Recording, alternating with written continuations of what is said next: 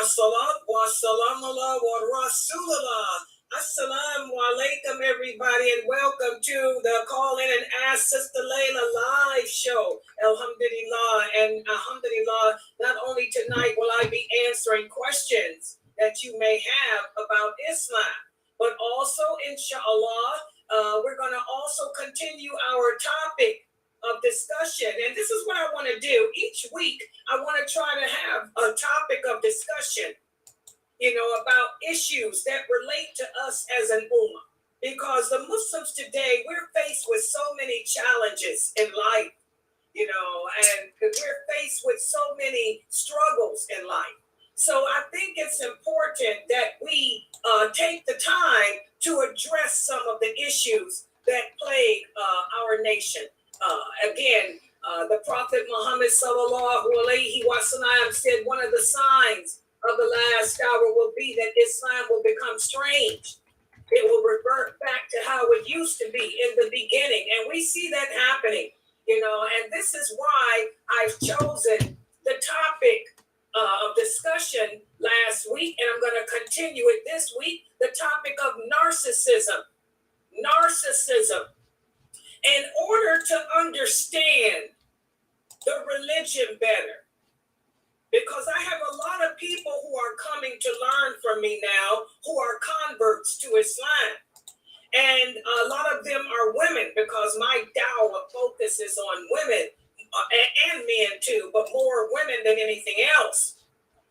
And subhanAllah, a lot of the new shahadas will come to me and they will say, Sister Laila, why is it that it seems that Islam it discriminates against women, when this is not true at all? Islam does not discriminate against women. In fact, the reason why you see so many hadiths addressing women is because you have to look at the era. Look at the era in which Islam came about. This was the 8th century.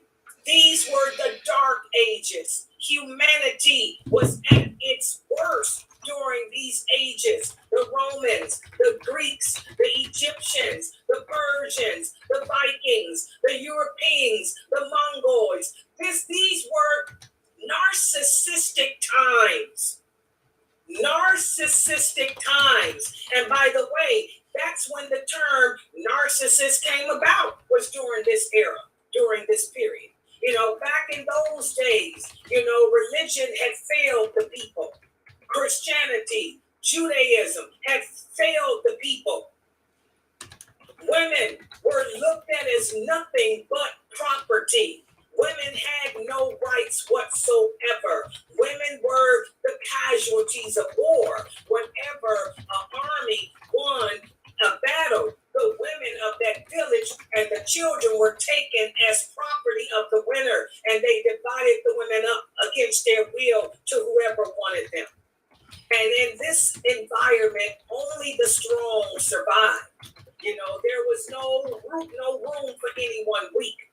So the entire world was a narcissistic environment. So why did Allah send Islam to the Arabs? Why didn't Allah send it to the Vikings? Why didn't Allah send it to the Romans, the Persians, the Egyptians? Well, because the Arabs lived in the most barren part of the earth. Nothing but desert. Water was a commodity. So Allah knows his creation better than the creation knows itself. Allah knew that the Arabs would be more susceptible to Islam than the Romans, than the Persians, than the Greeks, than the Vikings, than the Europeans, okay? So that's why Allah sent it to them. Not because they were a superior race. No, in fact, they were the worst. The Arabs were a very tribal, barbaric people. They were a tribal, barbaric people. Their environment was one of warfare and tribalism. Okay? They had no regard for women. They would even bury any female children that they had. And that's a narcissistic heart. that can take an infant and bury it in the sand while it's crying. So that gives you an idea of how narcissistic these people were in this environment. Okay? So you see all these hadiths about women because when the Prophet Muhammad sallallahu alaihi wasallam received the call to prophethood, he had to elevate the women. He had to stop the abuse of them. He had to stop the narcissism that was going on. So that's why you have all those hadiths. For example, the one saying, look at you men. You marry women for their money. You marry women for their status. And then you just toss them to the side. You should marry them for their religiousness. There's nothing better than a good wife. You will see all these hadiths where the Prophet sallallahu alaihi wasallam calls the men, to admire their wives, to live in peace and harmony with their wives. Allah even revealed a whole surah Nisa, about the women and the rights of women. So Islam does not discriminate against women. Islam elevated the women. It took the women from this narcissistic environment and gave them rights that they never had before. And those rights combined with those traits of narcissism balanced them out. And that's how Islam spread. All that narcissistic traits that the people had, Islam balanced that narcissism out, and it spread throughout the rest of the world. Okay, so I want y'all to understand, we got to realize, like I talked about last week, it's not an insult. Narcissism, is not really a bad thing. It's not balanced with Islam, then it becomes bad. Because as we talked about last week, you have to have self-esteem. You have to have self-pride. You have to be distinct. You have to stand out over and over others in order to be a good Muslim anyway. Okay? But without Islam to balance you, that's when all of that self-respect, self-esteem turns into arrogance and pride and selfishness. Okay? So we're going to be talking about today the different categories of narcissism. For those of you who may not know, there are different categories and different types of narcissism. And we'll be addressing that over the course of this 2-hour segment. But let's first, before I get off into that, are there any questions that anybody has about Islam that needs to be answered? Because that's the whole focus too. We're here to answer your questions about Islam. So if you have any, you can type them on the screen. Any questions that you may have about Islam, you can type them on the screen, or for those of you in the Zoom room, feel free to take the microphone and inshallah, I'll answer your questions. So are there anything in the Zoom room? Is there anything in the Zoom room? You guys are not going to play quiet here, are you? You're not going to make this hard for me, are you? No questions? Assalamu alaikum. I have one question. Why is it everybody out here, why are you so oppressed? Why does your religion oppress you? Why do you wear this? It's oppressive. It's not oppressive to me. It's just oppressive to you. Exactly. And this is something that I want you guys to understand. We're living in, it's just, remember, the Prophet said Islam will become strange. And the people will revert back to how they used to be before Islam. Before Islam, what era was that? Those were the Dark Ages. Those were oppressive times. Those were narcissistic times. Okay? Islam is becoming like that because you're different. Because you don't walk around naked showing your body. Because you don't believe in same gender sex. Because you don't believe in alcohol and drugs. You're looked at as being the strange person, the oppressed person. Because the rest of society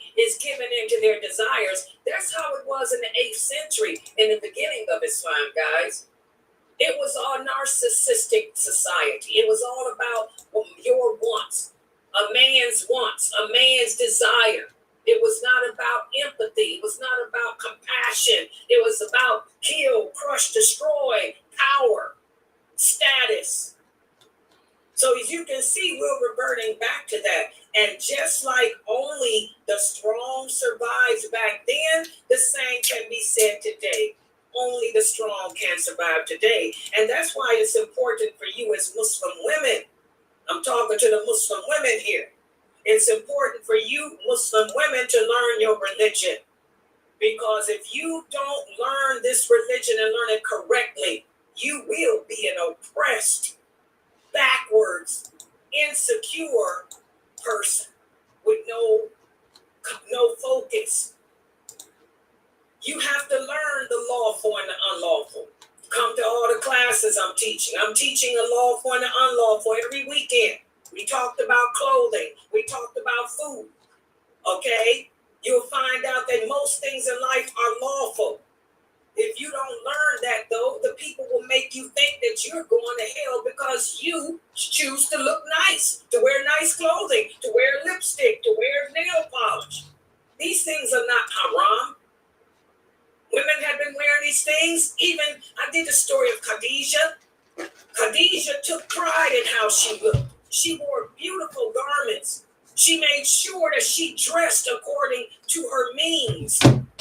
As the Prophet Muhammad sallallahu alaihi wasallam said, if Allah has blessed you with wealth, show your gratitude to him by wearing decent clothing.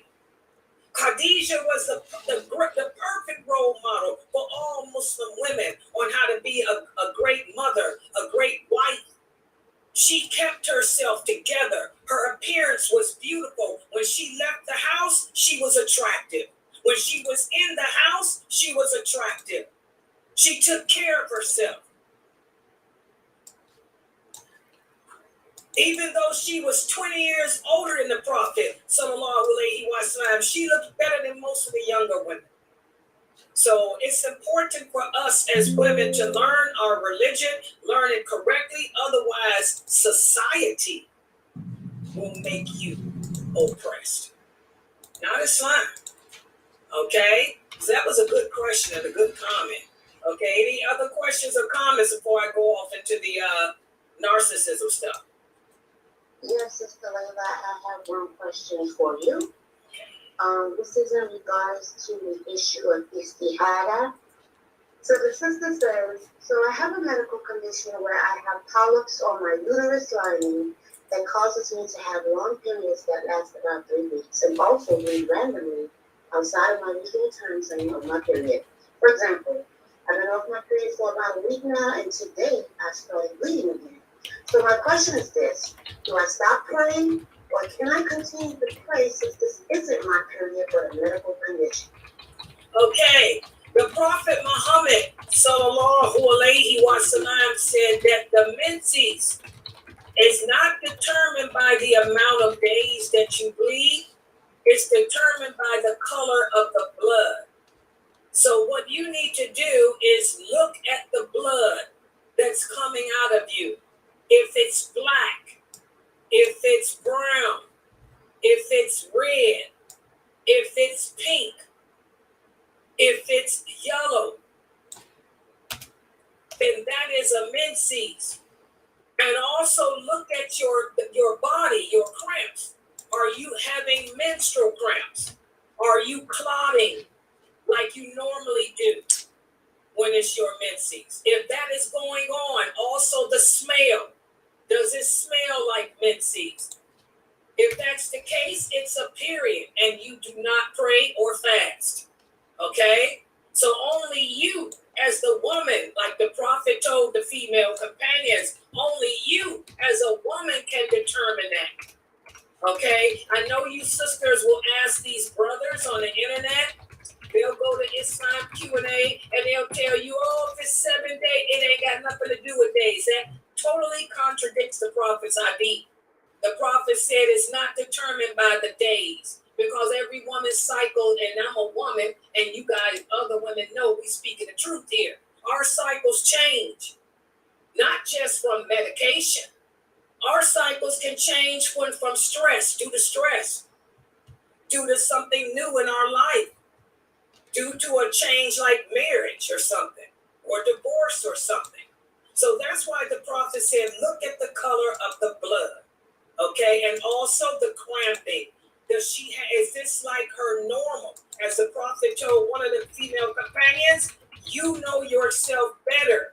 Is this how you normally are when you're on your menses? If it's like you normally are, then you are on your menses. If it's not, then you can just wipe yourself and put a Kotex on and pray. But also, I'm going to tell y'all about istihada, because I'm a woman. I done been there, done that.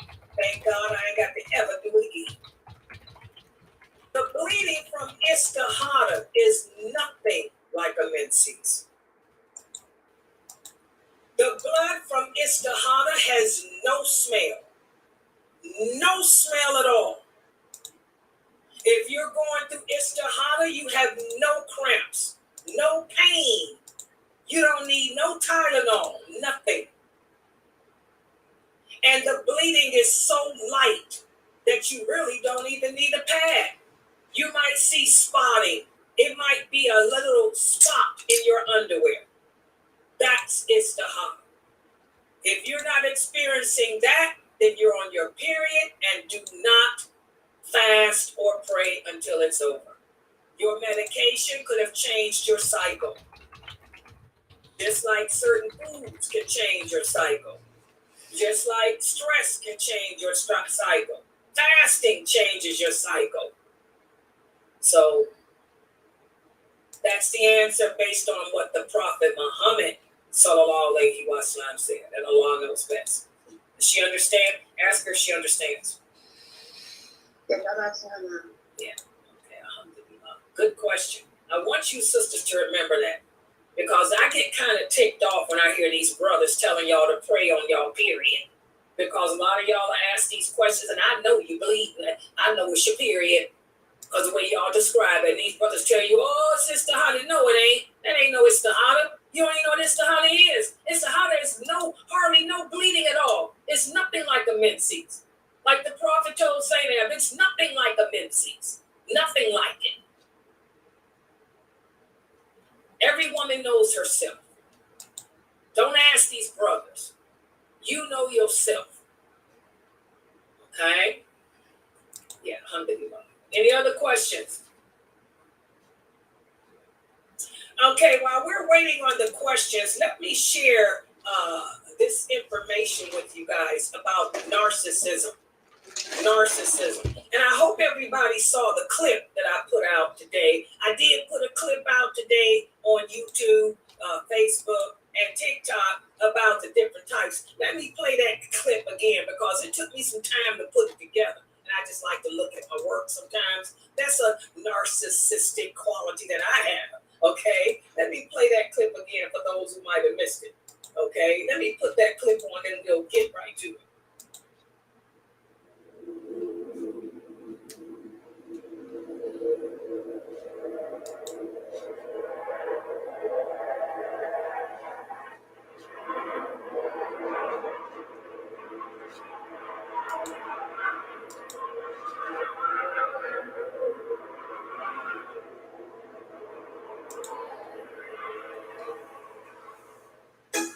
Assalamu alaikum. Did you know that there are different categories of narcissism? Which category do you think that you belong in? Which type are you? Join us as we embark upon this journey and discover the different types of narcissism. What y'all think about that clip, by the way? Can I get some feedback? Nobody saw it, huh? Y'all think that I put that together? Did you like the little dude in the middle at the end doing his little whatever he thought he was? Y'all like that clip? Okay, let me talk about it. A lot of people don't know that there's different types of narcissism. I really miss it because I don't have nobody here as a hype girl. My little hype girl ain't here, y'all. So Laila carried it all by herself. It's a shame that Layla ain't got no help. I got to be my own band player. But anyway, it's a shame, girl. This is bad. But let me share this with you guys about the different types. You know, a lot of people don't know. First of all, guys, when it comes to narcissism,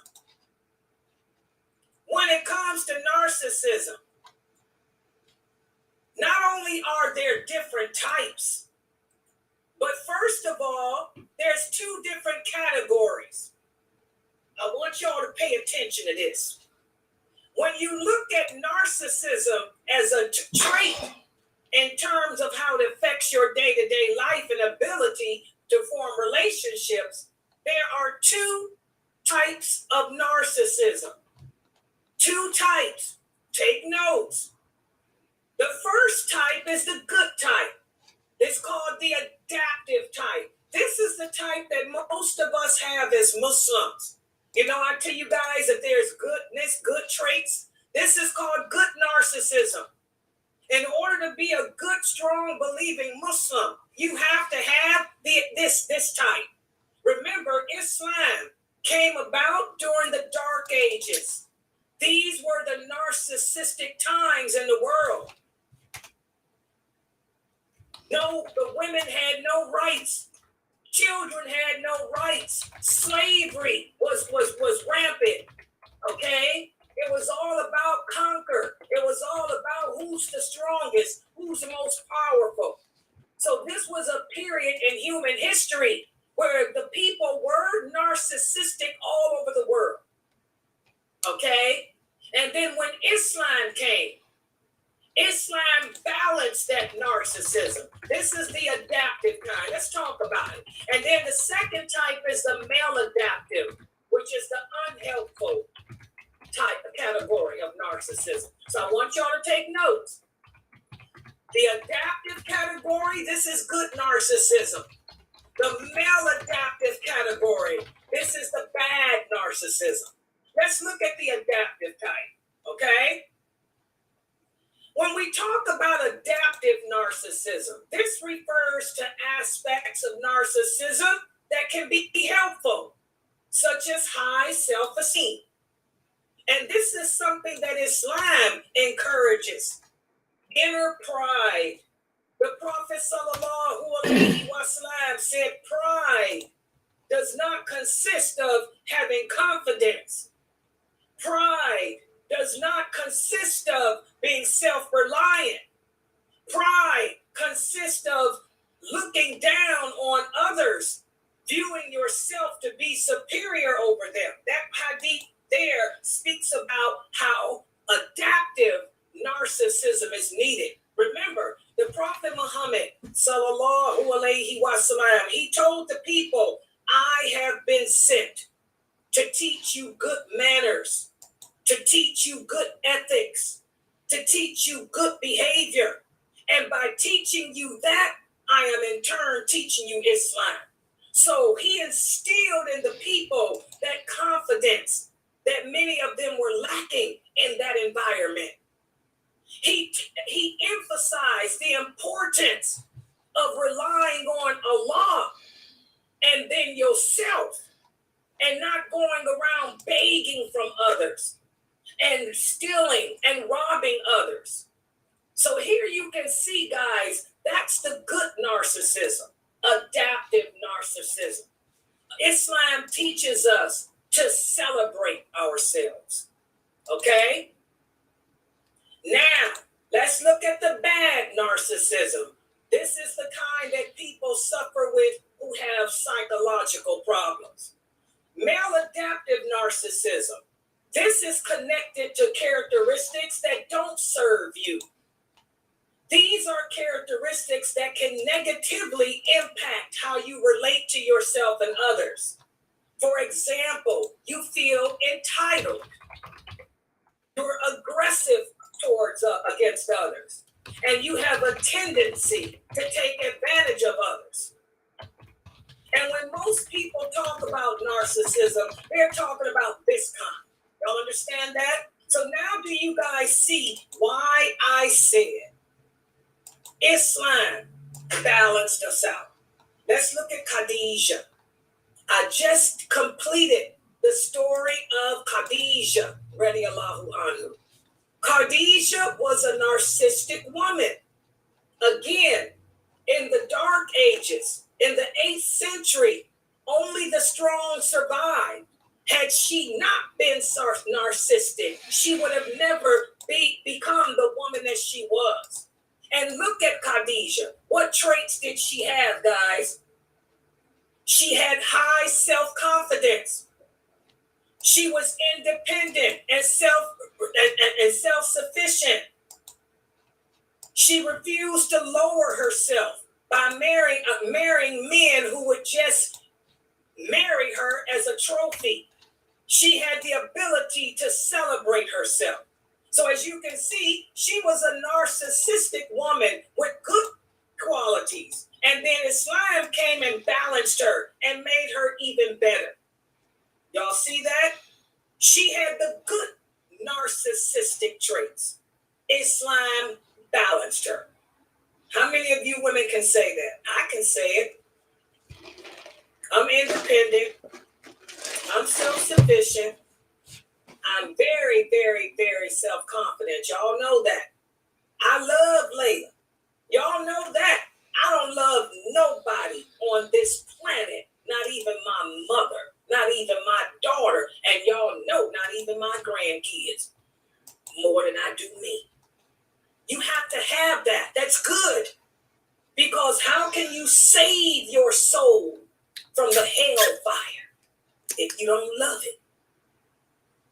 Islam, balance.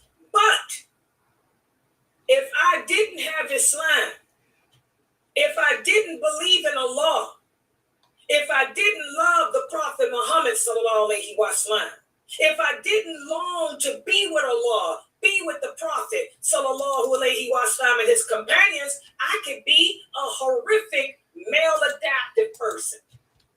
That self-confidence I have, all of that could turn into me taking advantage of others, looking down on others, feeling entitled. Y'all see that? Islam came about in the 8th century when the world was a world where only the narcissistic survived.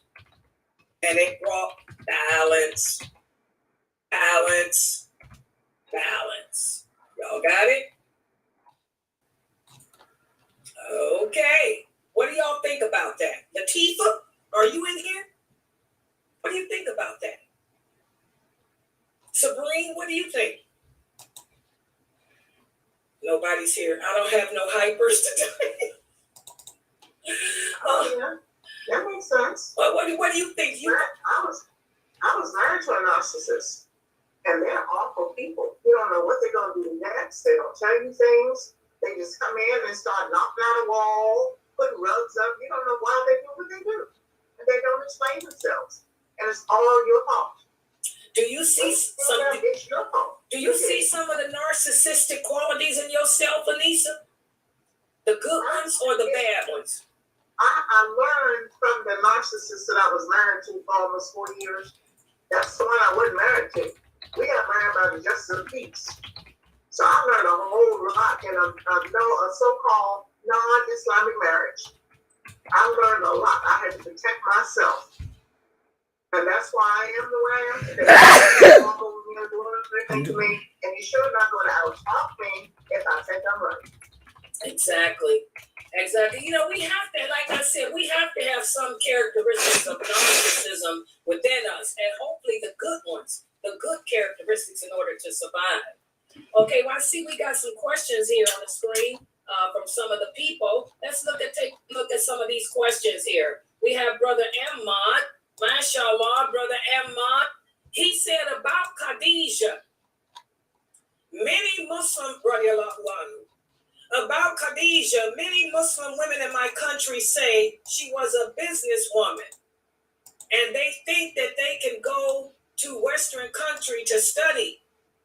Well, that's because they're ignorant. They need to listen to the lecture I did on her life story. I just completed the life story of Khadijah. Yes, she was a businesswoman, But did Khadijah travel? No, she stayed home with her children. She hired men to work for her. Okay? So that just shows that they're not educated.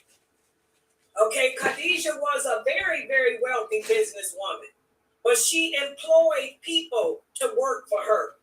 She did not leave her home. She refused to leave her two children by themselves. In fact, that's how she met the Prophet, sallallahu alaihi wasallam. The Prophet Muhammad sought a job from her. That's how she met him. Was from her hiring people to work for her. So when the women in your country think that way, that's just another example as to how important it is for us to seek the correct knowledge of this religion, to learn the religion from the correct sources. We cannot teach ourselves Islam, okay? And let's see what else he said here. He said, they don't accept that she hired the Prophet, sallallahu alaihi wasallam. Well, this is what Sheikh Atlee was speaking about earlier today. It's just our job as Daya to convey the message. Whether you choose to accept it or not, that's between you and Allah. The truth is there. You're not going to find any hadith on this planet that says Khadijah used to travel around the world. There is not one hadith on this planet that says that. And the good thing about Islam, remember, Islam came during the most narcissistic times in humanity's history. That's why the Prophet said Islam is based on two sources. This is what separated it from Christianity and Judaism. It's based on the book of Allah, what Allah says. And my example, what I say. We are a people of dalil. We are a people of evidence.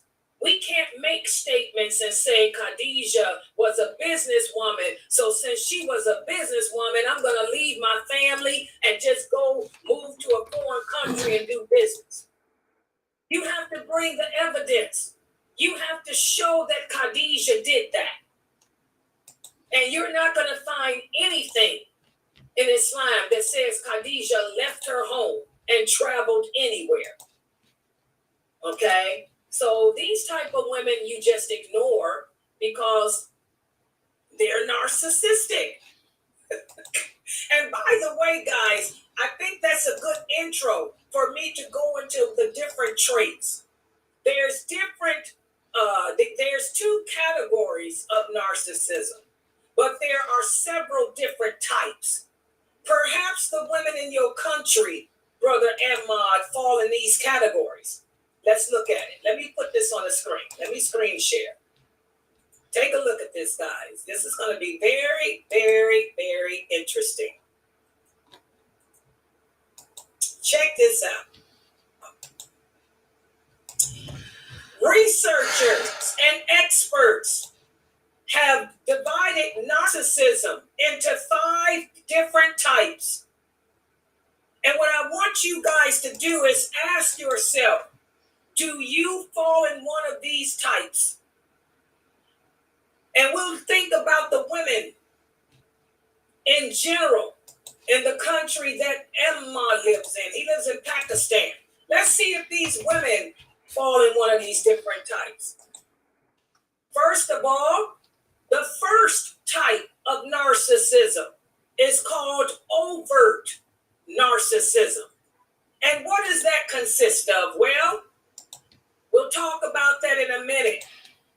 Then the second type of narcissism is covert narcissism. And then the third type is antagonistic narcissism. And then the fourth type is communal narcissism. And the last type is malignant narcissism. I'm going to break down each one of these types. In fact, let's start with the first type, overt. Now, when your people refer to overt narcissism, you may hear them use other names for it too, such as grandiose narcissism and agentic narcissism. How do you recognize these type of people? Well, these type of people come off as being outgoing. They come off as being arrogant.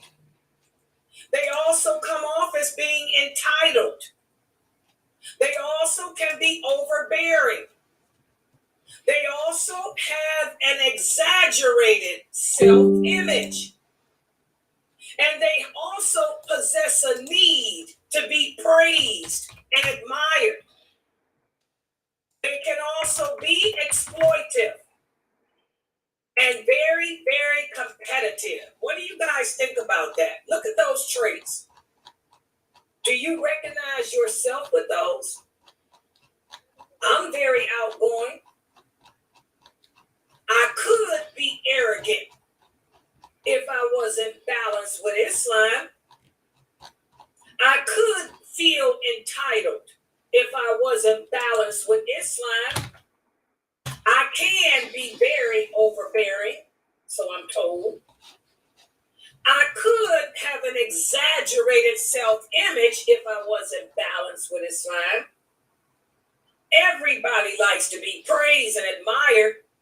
I love to be appreciated. Exploitive, I'm not that. Competitive, I'm not that either. I think there's no need for me to compete. I think I'm the best. Do any of you recognize any of these characteristics within yourself? Anybody? I don't have anybody today to share, huh? I would say I'm outgoing. If Islam didn't kick in, I would be overeating of people's like praises, maybe. Yeah. I'm not arrogant or entitled or any of the other ones. I don't fall in those categories, but I could see that with you, Leon. Outgoing, you're a lot like me. And of course, I think everybody, all of us want to be appreciated. See, with us Muslims, this part about needing to be praised and admired, Islam came about and balanced that out and changed that to appreciation. I don't need you to praise me. I don't need you to admire me, because I do that myself. But I do want to be appreciated. And appreciation is a good characteristic. Y'all see the balance there? You know, so like I said, you can see how during these times, this era, the 8th century, this narcissistic world that existed, can't you guys see how Islam balanced the people out? Look at Umar. Do you guys remember the story of Umar? Umar, before he became Muslim, he was very arrogant. Umar was very exploitive. Umar, he had to be admired. Umar had all those characteristics. But then look how he changed, how Islam balanced him. Okay? Look at Khadijah. Look at those characteristics. Let's see how if any of these worked with Khadijah. Khadijah was outgoing, but she was not arrogant at all. She did not feel entitled at all. She was not overbearing. She did not have an exaggerated. I don't think Khadijah fell into any of this. Overt narcissism. If you guys were to ask me if Khadijah, radiallahu anhu, was an overt, I would tell you no. But I can tell you who this could be. Aisha. When I do the story of Aisha, you will see that a lot of this overt narcissism Aisha had, but not Khadijah. Okay, let's look at overt a little bit more about this. And also, the people who are overt, most of them lack empathy. People who suffer with this, who are not balanced by Islam, they lack empathy. Look at all those, look at Abu Lahab. Look at Abu Jahl. No empathy for the people. very exploitive, competitive, wanted to have it. Look at Abu Lahab, Abu Jahl, exaggerated self-image, overbearing. They all felt entitled, arrogant. See that these are the characteristics that doesn't look. Do y'all recognize that? Okay. When it comes to overt narcissism, guys, people with this are more likely to feel good about themselves, and they are less likely to experience uncomfortable emotions like sadness, worry, or loneliness. Now, this takes me out of that. This takes Mayleon out of that. Mayleon is like me. She gets sad sometimes. Lady Mayleon feels me like I do. I suffer with, y'all know I suffer with loneliness. I suffer with that a lot, and I'm always sad. People don't know it. I put up a good exterior. I come in here and make jokes, but y'all don't know. Internally, I am crying. I am so sad internally. I'll never show it. Okay, but I'm a very sad person and very lonely. So this is how you know that you're not overt. You're not an overt. Because people who are overts, they don't have this. They don't feel sadness, worry. Y'all know I have anxiety. These people don't worry about anything. Okay? And also people with overt narcissism, they also tend to overestimate their abilities. They overestimate their intelligence. They think that nobody can see through them. When the reality is, we can all see through them. Just like the prophet saw through Abu Jahl. Just like everybody could see through Abu Lahab. Okay? You could see through Abu Sufyan. Look at Abu Sufyan. Look at how before Abu Sufyan converted to Islam, he was an overt. Abu Sufyan was an overt narcissist. Just like Umar was. But look how Islam balanced him out. Y'all see that? Powerful stuff here. Okay, let's see if we got any questions. Let's take some questions. Anybody with some more questions here? I got something to ask you. Go ahead. All right, this might be a long one. I'm just tired of hearing it. I just want to hear your opinion. So I know this brother who he recently got married, I think a year or two ago. But he's a good man. He don't shake hands or anything like that. He just be overdoing it sometimes. But he's a good man. So he recently got married, and it's been a year or two, and him and his wife do not live in the same house, even though they live in the same they live in the same country. They don't live in the same state. And his now wife doesn't want to move because she was raised by her aunt. But my thing is me and other people are well, you're supposed to move in with your husband. You never had a marriage contract saying that you wanted to stay in the state that you're in. And this man is paying for two households.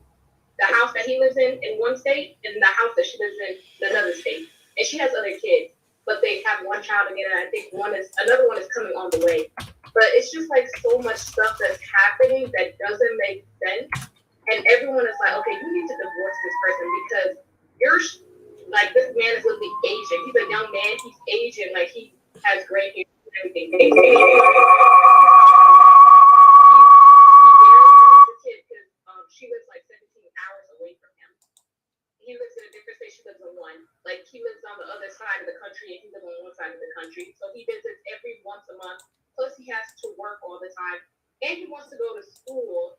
But we're this is not making any sense because she doesn't live with you. She's supposed to because she never said in her marriage contract that she didn't want to move to this state. But every time they bring her there, she says she has no problem. It's just it's she's stalling.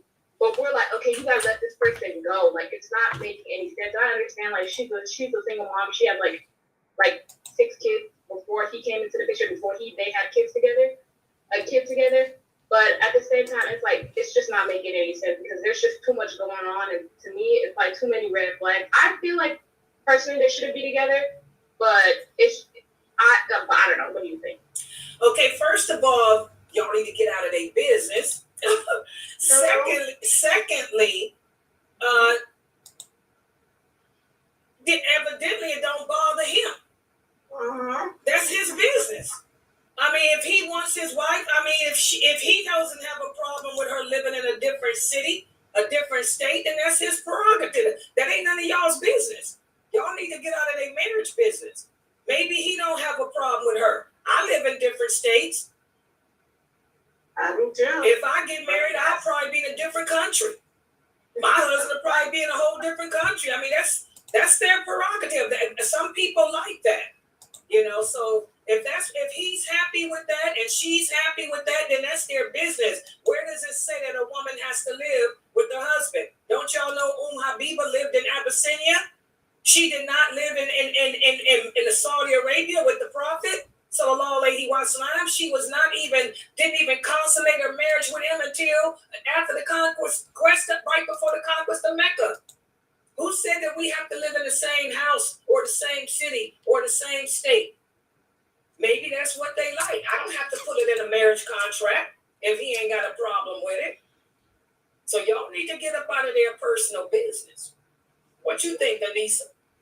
Yeah, also, Cecilia, I want to add that some people, it actually works better for them that way. Yeah. Because I know a sister.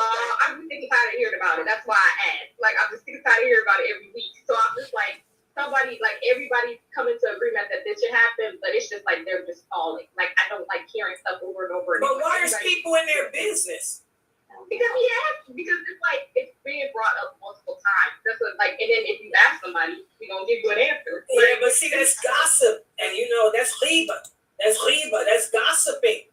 You know, and that's nothing worse than tale carriers and gossipers. Yeah, y'all need to get up out them people's business because maybe they like it that way. That's how I would do it. I would never live in the same city or state with a dude. I'm sorry.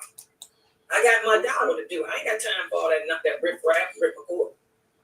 And sometimes circumstances cause that to happen. You don't have to have a contract. It just happens. Circumstances happen like that to me. I didn't know I was going to be separated from my husband for 20 years. It's working out beautifully. Yeah, I'm free. I'm a fully single, married Muslim woman. And my husband knows why I'm every second. And Yeah, and there's a lot of brothers now. He'll call me at 10 o'clock at night, honey, where are you? Well, you know where I am. I'm sitting in my chair at the website. exactly. So that's why I say y'all need to get out of their business. That's riba. Yeah. You shouldn't be in nobody's purse. And when people come and start talking about it, you need to remind them, you know, fear Allah. Tell them to fear Allah. You know, the worst thing we can do is spread rumors and gossip about someone, especially a marriage, because that's what, you know, Shaitan has his awliya too.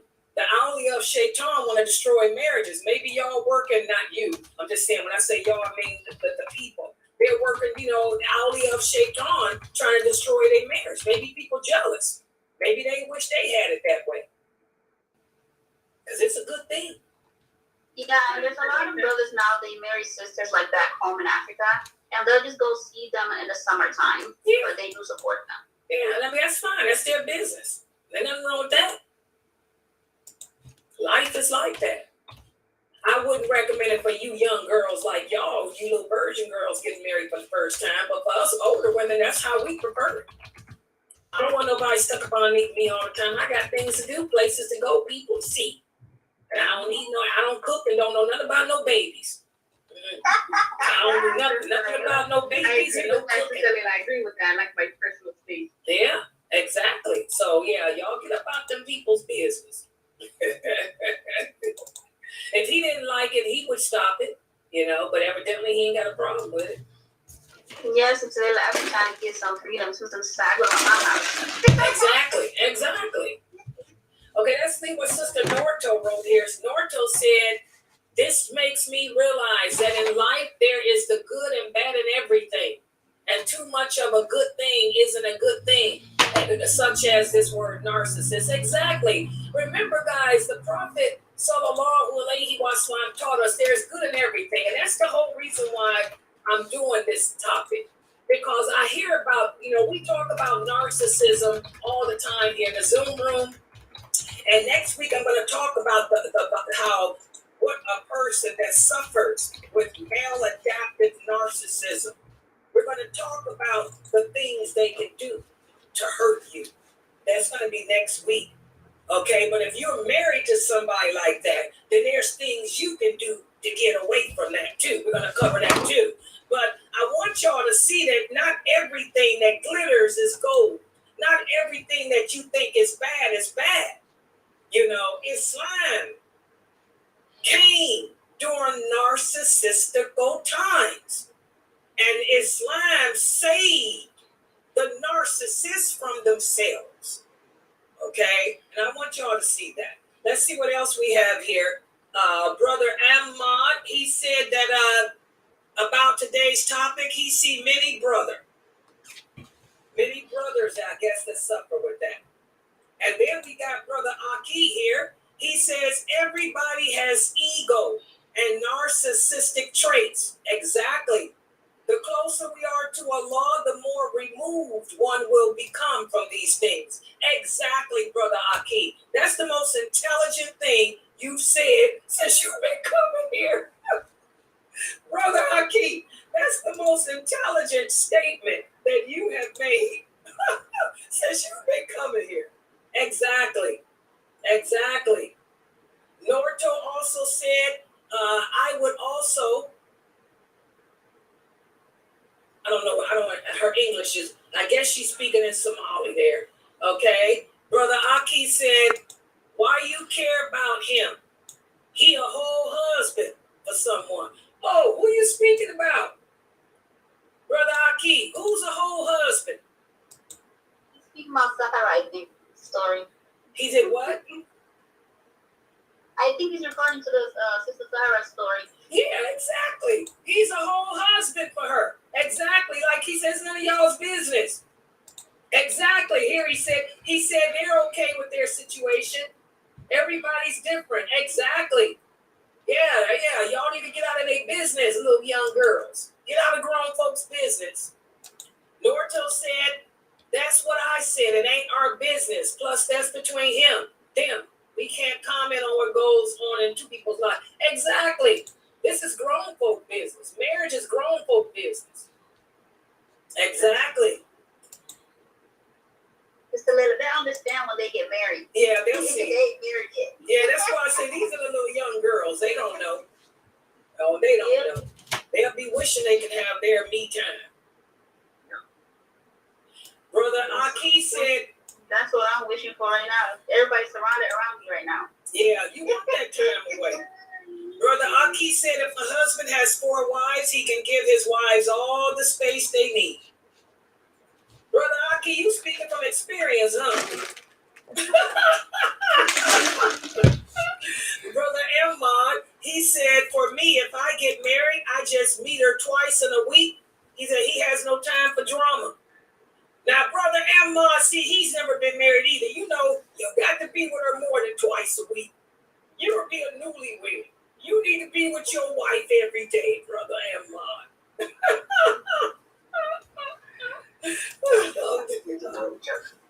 Yeah, that's how you get to know her, like Anissa say. You get to know your wife.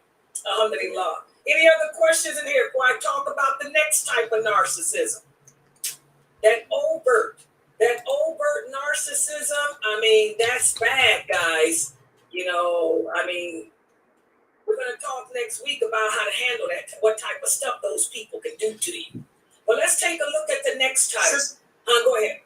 Sister Laila, you said that that Islam balances out the good in the bad, but now these brothers that we have, these elegant speakers that show that they have no intelligence at all when they speak because they speak wrongly, but they will stand and argue with you on the subject. Yes, and that's the thing. You have to be able to see through them. When you recognize a narcissistic person, we're going to talk about that.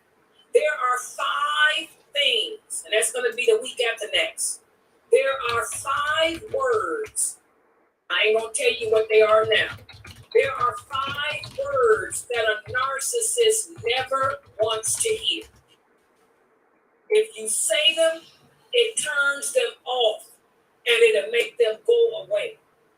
Just like a narcissist, you want to know how to get a narcissistic person out your life? Cry around them. They cannot stand a weak person. Narcissist people, they thrive off of strong people, not weak. Once they see that you are weak, they will drop you. They will drop you and leave you to yourself. So if you are in a narcissistic relationship, if it's a real narcissist, you want him to leave you, start crying. And for you women, the same thing. Watch a man cry, done deal. It's over. I can tell you, I'm Laila Nasheeba. I have the good narcissism, but y'all know I can't stand to see a man cry.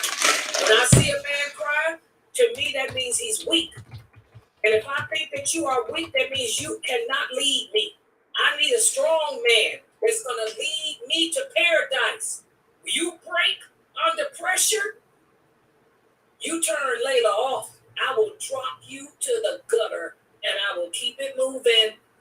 So I can vouch for that. A narcissist, the good and the bad, cannot stand to see their spouse or their mate cry. Now, anybody else, I'll get empathetic for Sabrine. I'll get empathetic for Fresno, but not my husband. My man got to stay strong. He can't weaken under pressure. Never let them see you sweat, dude. Once you do that, you're done here. Remember that. So if y'all think y'all married to a narcissist, cry. Start bawling. If he's a real narcissist, he'll drop you real quick. Hello, goodbye. So let's look at that next type. That's the over. Now, covert narcissism. This is also known as vulnerable narcissism. It's also called closet narcissism. So Brady was talking about this the other day. Closet narcissism. Covert narcissism is the contrast to overt narcissism.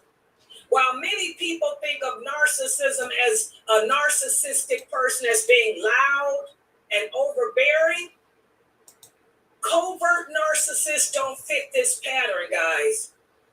Okay? Instead, you will find that these people, look at this, they have low self-esteem. So a covert narcissist is a person that suffers with low self-esteem. They also have a high likelihood of experiencing anxiety, depression, and shame. Who would have thought that? Who would have thought that a narcissistic person could have anxiety, low self-esteem, and shame for himself? Also, you find these closet narcissists, they're also introverted. That means they're not social people. They like to stay to themselves. And they stay to themselves because of their insecurity with themselves. These closet narcissists, they're also very defensive. And they have a tendency to play the victim all the time. Y'all know anybody like that? They always the victim. Somebody always hurting them. They don't like to go around other people. They're very anxious, depressed, and they do a lot of avoidance. That's why they're called closet narcissists, because you would never think that these people are narcissists. And while someone with covert narcissism will still be very self-focused, this is likely to conflict with a deep fear or sense of not being enough. So these are the people that, they think that they're not good enough. They have a fear that maybe that they will disappoint you. They have this fear that maybe he's going to want somebody else. Maybe he's going to want another wife.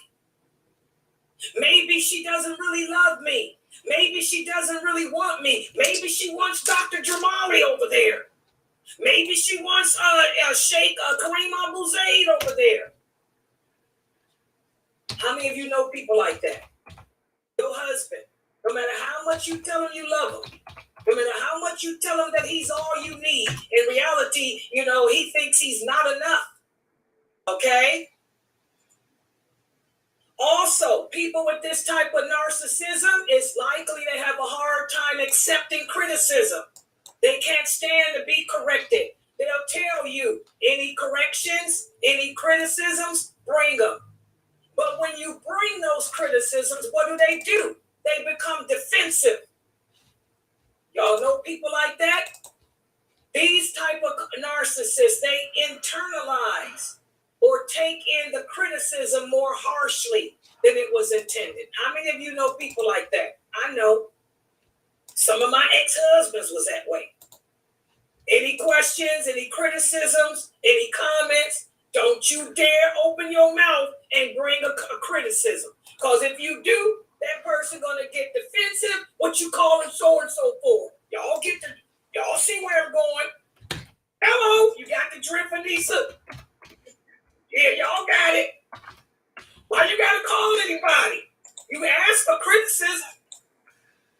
You said any corrections, so I'm going to call somebody that's going to correct you. No. It's a defense mechanism that's being used. Exactly. That's why you always say that's another thing. You can never take accountability. That's another Exactly. Y'all see it? Make your face red and they will never take it. Exactly. Now y'all see the type of society. And look at the Arab society back in the 8th century. These men were like that. Some of these men are still like that. They can't take it. You can't handle the truth, brother. You want the truth, but you can't handle it. Also, what I know about these kind of people is that when you say something or criticize them what they do, the first thing that comes out of their mouth is, but you did this. Yeah. Or you did that. And we were supposed to do this, and you did this. They always bring it back and put it back on you. They'll put it back on you. That's the closet narcissist. That's the closet narcissist, guys. And a lot of people are like that. What do y'all think? Let's see what they got on here on Facebook. Let me look and see.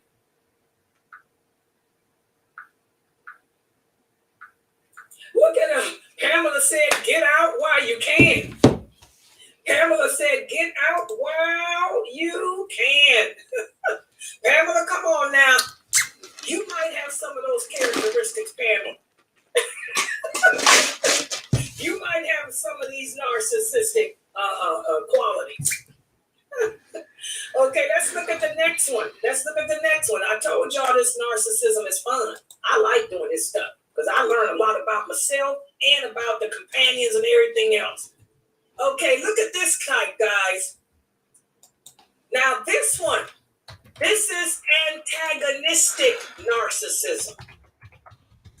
Antagonistic narcissism is a subtype of overt narcissism. With this aspect of narcissism, the focus is on rivalry and competition. Let me tell y'all who this sounds like. This is my granddaughter, Jada. It's all about rivalry, competition. I can't have my other granddaughter ever come visit me. Y'all see what happens when she comes? It's rivalry, competition, and it ends up violent. Very, very violent. I'm talking police violent. There's a lot of people like that. Antagonistic. Okay, let's see. What else about these people? People that suffer with this type of narcissism, they are less likely to forgive others than people with other types. They hold grudges. That's my granddaughter, Jane. She'll hold a grudge till hell freezes over. They also have lower levels of trust in others. They have a hard time trusting other people, guys, because it's always about competition. It's always about rivalry. They feel threatened. And people that suffer with this, you'll find that they're very arrogant. They also have a tendency to take advantage of others. They also have a tendency to compete with others. And they also are prone to arguing. That's my granddaughter. That's Jayla. To the T. Antagonistic narcissism. Subhanallah. What do y'all think about that? You know people like that? That's bad. This is a bad type. Abu Jahl, Abu Lahab, all of them had that type. They were antagonistic. Look at how they did the Prophet Sallallahu Alaihi Wasallam and the companions. Khadijah didn't have that. Khadijah was nothing like that. Aisha, may Allah be pleased with her. Aisha was very competitive. And Aisha, everything was rivalry with her. Had it not been for Islam, Aisha would not have been back. If she were not balanced, that's how Aisha was able to lead an army of 300,000 men and order the execution of 30,000. Hello. Yeah. So, yeah. But Khadijah didn't have this type of narcissism. But Aisha, oh, yeah. Yeah. What you guys think about that? Let's look on Facebook. Woo! Get my screen down. I done got messed up here. Let me look on Facebook and YouTube. Any comments there? Let's see what y'all got here. Let's see. We got. Go ahead. I was about to say, like, a lot of times you look at these different characteristics and whatnot. Sometimes you can even see it in your parents, and while growing up, you're like, whoa, what is this about? And I'm noticing a couple of the characteristics coming up that got the question mark all in my eye. Yeah, with your parents. That's the grudge part. Oh, you can't get over that. That was 40 years ago. Girl, those people are horrific. You know, I got some relatives like that too. I mean, not just Jayla. That runs in my family. I got a lot of relatives that can hold grudges to hell freeze. I mean, they'll talk about something that a person did to them when they were 6 years old. When I was 6 years old, he took my toy train. So because he took my toy train, I hate him. That dude, you 100 years old. I'm like therapy. Yeah, that grudge holding is, and that's why the Prophet Sallallahu Alaihi Wasallam said, holding a grudge, this is a sin of disbelief. That's why the Prophet Sallallahu Alaihi Wasallam said anyone who holds a grudge against another Muslim will never be allowed to enter paradise, because that's a sin of disbelief. You have to learn to let go. You know, that's shirk. To be discontent with something and hold a grudge all your life about something petty that didn't entail your life, your livelihood or anything like that. But there's a lot of narcissistic people. The Arabs were narcissistic, just like the Vikings, and the Arabs would hold grudges. That's why they had all that tribal war and stuff. Okay, Sister Aisha said, this reminds her of the Somali culture. The mothers are so competitive on who has the best couch, the best wedding, and all of that. Yes, that's a form of narcissism. You know, that's still Jahiliyyah. It's what the Prophet Sallallahu Alaihi Wasallam would refer to as the Jahiliyyah. When he would tell some of the companions, oh, so-and-so, you still have Jahiliyyah in you. He was talking about narcissism. You still have narcissistic ways about you. When he told Abu Dar, oh, Abu Dar, you still have Jahiliyyah, because he got mad and called Bilal the son of a black woman. You know, this is narcissistic. This is thinking that you're better than someone.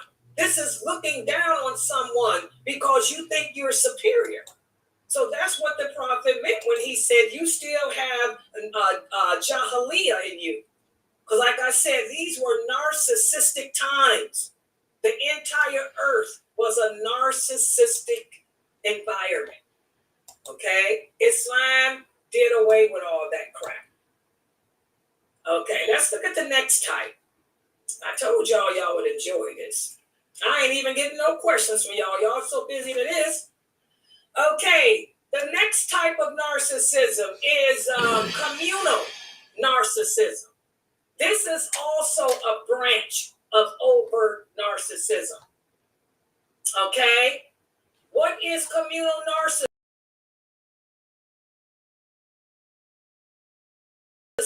Well, people be morally outraged. How many of that? Morally outraged. These are people who describe themselves as being empathetic and generous. These are people who react strongly to things that they see are unfair. How many of you are familiar with this? I be like Black Lives Matter. Everybody's like they're outraged about it, but then Yes. when it comes to doing what they're supposed to do, they don't do it. I would call myself a communal narcissist. Y'all know I become angry when I see the morals of Islam jeopardized. And I am very empathetic and I'm very generous. That's why I spend all my time here. And y'all see how strongly I react when I think things are unfair. I am a communal narcissist. I own this. This is what Khadijah was. Khadijah was a communal narcissist. Remember, guys, how when she was 14 years old, Khadijah would go out into the desert when she was 14 because she couldn't stand to see the injustices that the Quraysh were doing to the women. She didn't like seeing the women used for their money, their wealth, and their status and tossed to the side. It made her angry. She was a communal narcissist. Okay? So a lot of people will ask, what makes a communal narcissist different from a person that just genuinely cares about the well-being of others? Well, the key difference is that for people with communal narcissism, social power and self-importance are the major playing roles. And look at Khadijah. She maintained her social power. Even when the Quraysh, would try to abuse the prophet, she'd come out there and say, leave him alone. I am the daughter of Kuwait. They have to, in that type of environment, the women had to wield their social status. They had to wield their self-importance. I look at myself. I'm a female dyer. I teach the same thing that these brothers teach. And when I say brothers, I'm talking Sheikh Atlee. I'm talking Kareem Abu Zaid. I'm talking all this, the same stuff they teach, I teach. But I get overlooked. So I have to wield my importance. I'm Laila Nasheeba. I know the hadiths. I know the Sunnah too. I'm Laila Nasheeba. I know the hadiths too. I'm Laila Nasheeba. I told you where to find it. It's in Bukhari. Don't ask me for a number. Y'all see it? Communal narcissists. So even though this is the year 2023, women, many of us Muslim women of the Sunnah, we still have to wield our power and our importance. Otherwise, we'll get overlooked. Otherwise, we'll get swept under the carpet. Otherwise, we'll be tossed. But we refuse to be tossed. Y'all see that? Y'all see that? That's communal narcissism. The total opposite of antagonistic narcissism. And then there's the last category. Let's look at the last category of narcissism.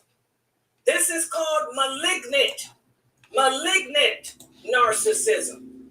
Malignant narcissism is more closely connected to overt narcissism than covert. A person with malignant narcissism may have many common traits of narcissism, like a strong need for praise, and they have this desire to want to be superior over others. This is bad. Islam taught us no to that. This is Abu Jahl. This is Abu Lahab. These are the enemies of Islam. Okay? This was Abu Sufyan. This was Muawiyah. This was Ikrimah before they converted to Islam. This was Umar. This was Hamza before they converted to Islam. Okay? Islam saves us from this need for praise, this need to be superior over others. Also, people who suffer with this type of narcissism, they're very vindictive. Very vindictive. They also get enjoyment from hurting other people. By the way, I apologize for not how they enjoy inflicting pain and suffering upon Muslims. These people are very aggressive with others. The questions in tonight at 9 Eastern Standard Time, and inshallah I'll try to address it. Okay, let's get started here. Okay, because they're always worried about somebody, a potential threat to them. These are bad people, guys. And people with this type of narcissism, they also, many of them. Okay, how does the Shahada and well better correlate with each other? That means what? He was Islam and Khalid bin Walid clean. They turn to alcohol. Okay. They turn. All right. Any questions or comments? The kids did really good. Nice. Brother Aki, where's Brother Aki at? Brother Aki, is that you? Brother Aki, do you suffer with malignant narcissism? Is that why you have a hard time with that gambling, with those drugs? This is a very very destructive type of narcissism. These people end up destroying themselves. Okay? Any questions or comments about that, guys? Those are the 4 different types and the 2 categories. Like I said, I'm a communal. I own it. I meet all the criteria of communal. I am a communal narcissist. What type are you, Anissa? What type are you, Geechee? Jean-Louis? I own it. I'm communal. That's what I was gonna say. I can see so many little pieces of everything, that I don't know what category I would even fall under. Yeah, some people have characteristics of all, okay? But the alhamdulillah, the religion, Islam balances us.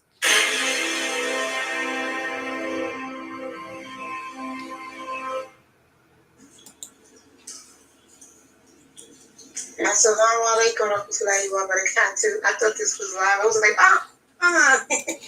Good morning, everyone.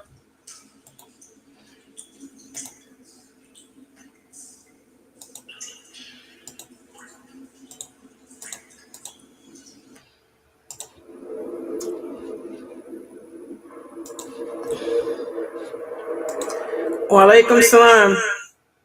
Yeah, I was sitting in here and nobody in here, so I'm playing it, sitting here laughing at this stuff. I just was like, let me come on, let me see, because I've been in and out trying to see is anybody out live, but I couldn't talk, so I was like, okay, let me talk this morning. Yeah, I slept. I just woke up, so I'm playing this because I'm doing the videos. By the way, we got Dr. Asim. Wait, let me pause this for a minute. We got Dr. Asim, guys, at What time is his class? Is it at 3? I put his class for 3. Is that the time of Dr. Asim's class? Sabrine? Didn't he change it to 3? And by the way, his topic is, wait a minute, he texted me. I just woke up. He says, Assalamu alaikum. The topic is sacrifice in Islam. So that's the topic for Dr. Asim's class today. And I'm assuming it's at 3. So y'all can write something together. Sacrifice in Islam. Oh, let's pray I can stay awake, guys.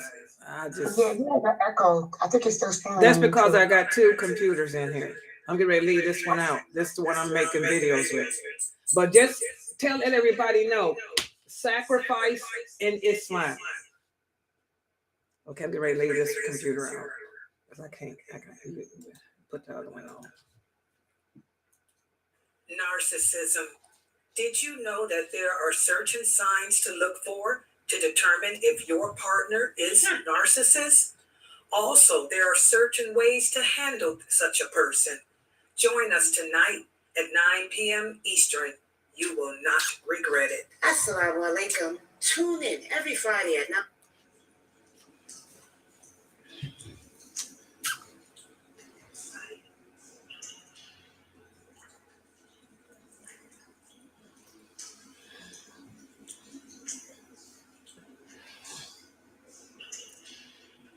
Assalamu alaikum, Sabrine. How you feeling this morning?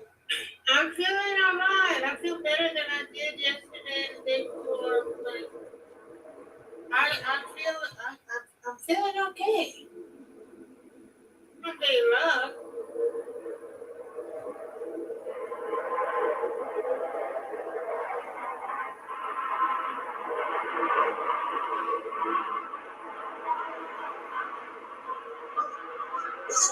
Just responded to you.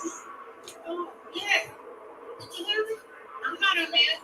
Yeah, I heard you. I seen Narcissism. Did you know that there are certain signs to look for to determine if your partner is narcissist? Also, there are certain ways to handle such a person. Join us tonight at 9 p.m. Eastern. You will not regret it. Assalamu alaikum. Tune in every Friday at 9 p.m. Eastern, 8 p.m. Central to the Ask Sister Laila live Q&A with host Laila Nasheeba, where she tackles current day issues, your questions and concerns. You can call in at 862-370-2830. 862-370-2830. Hope to see you there, inshallah. Alhamdulillah, wa salat, wa salam Allah, wa Rasulullah. Welcome everybody to the Call In and Ask Sister Laila live show. Alhamdulillah, I'd like to thank, give a shout out to my Rough Rider, Sister Jean, I want to call her Jean Guiton. I want to call her Jean Baptiste. Sister Jean Louis. Jean Guiton is my relative. Jean Baptiste is another one of the Louisiana people, and she's Jean-Louis. And y'all want to see how Jean-Louis looks? She's my little Rough Rider here that put those jingles together for y'all. There she is. She's our jingle writer. She's also handling our advertisement here on the website. She's a Rough Rider. There she is. Hello, beautiful, from Haiti. She's a Haitian, looking like Rihanna. Hello, New York. Whatever. She's from out of Brooklyn. Straight out of Brooklyn. Okay, welcome to the Call In and Ask Sister Laila live show, guys. And as the advertisement said, this is our third session on narcissism, and it's something that I decided to do with this Q&A. Every Friday we do our Q&A show. Any questions you guys have about Islam? And by the way, y'all see the number at the top? The only mistake that Jean-Louis made was the phone number. That's the correct phone number at the top. Is 1-862-370-2838. That's the correct number. So if you want to call in on the cell phone, on our phone lines, they are open, and we do have operators standing by. I want to thank Sister Mayleon. Mayleon is one of our operators, who's here to take your calls. And also her sister, Sister Muna, and Sister Sahara, they're also present, to take your calls as well. So if you're too shy to take the microphone to ask your questions, or if you just want to call in because you just want to call in, that's the number at the top of the screen here. Okay, we're changing the ad right now to put the correct number in there.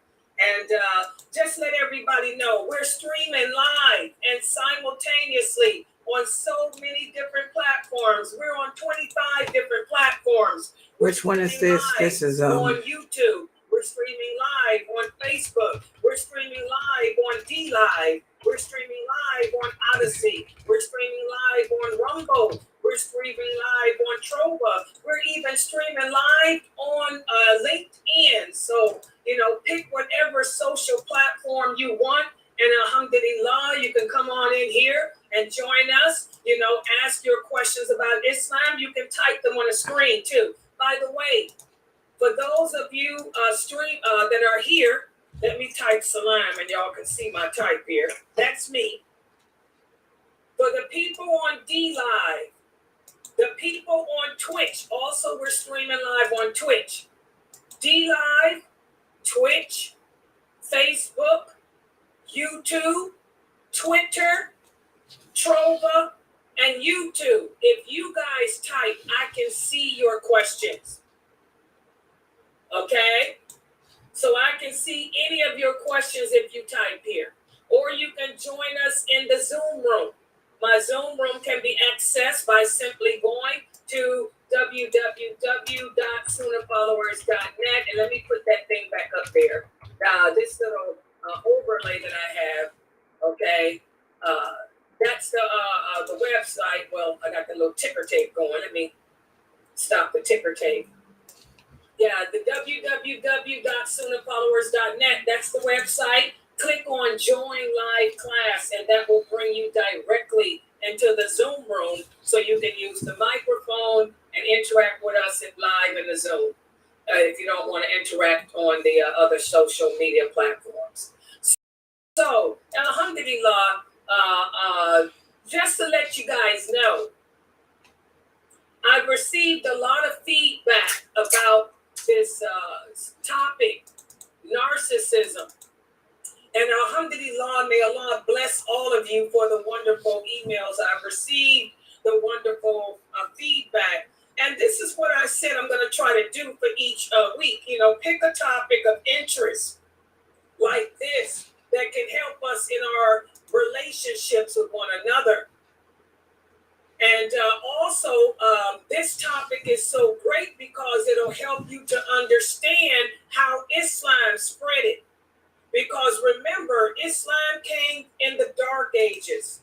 The Dark Ages, these were narcissistic times. Every part of the earth was filled with narcissism. In fact, that's where the word came from. The Greeks coined this word in the Dark Ages because you had to be narcissistic in order to survive. The weak didn't survive. Women had no rights. There was slavery everywhere, okay? The world was ruled by men who had power, men who had money, men who had. If you didn't have, you was a nobody. And you were you became a casualty of life. So those were very narcissistic times. And as we talked about in our first class on narcissism here, there's good narcissism and bad narcissism. Good narcissism, we have that in order to be a strong believer. You have to have self-love. You have to have self-respect. You have to have self-confidence. Those are all narcissistic traits or qualities. But in Islam, those are good qualities. And this is how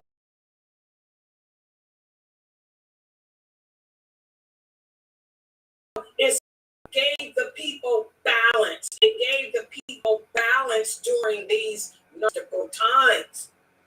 And I hope you guys can see that. You know, look at Khadijah, the wife of the Prophet sallallahu alaihi wasallam. How did she survive? She was a narcissistic woman, okay? She had narcissistic traits. She refused. She refused to become a trophy for any man. She refused to become a trophy to sit on his mantle. She refused to be used for her money, used for her family prestige. So that's why she remained single after the death of her second husband for all those years. She turned down all the elite and high echelon people of her time because she refused to lower herself to nothing, because she knew that once she married, her power, her status, her money, her prestige would become the man's, and she would just be a bump on a log. So she was narcissistic. She had to be. And then when Islam came about, it reformed her and made her even better. She became a communal narcissist. What type of narcissism did Khadijah radiallahu anhu have? She had communal narcissism, which is good. This is good narcissism, because Islam balanced her out in all her and made her even more admirable. She became a woman of charity, a woman of sacrifice, a woman who would sacrifice herself. That's communal. That's a communal. She cared about the interests of others. She didn't want to see any other people go through injustice. She was a communal narcissist, the same kind I am. I'm a communal narcissist too, okay?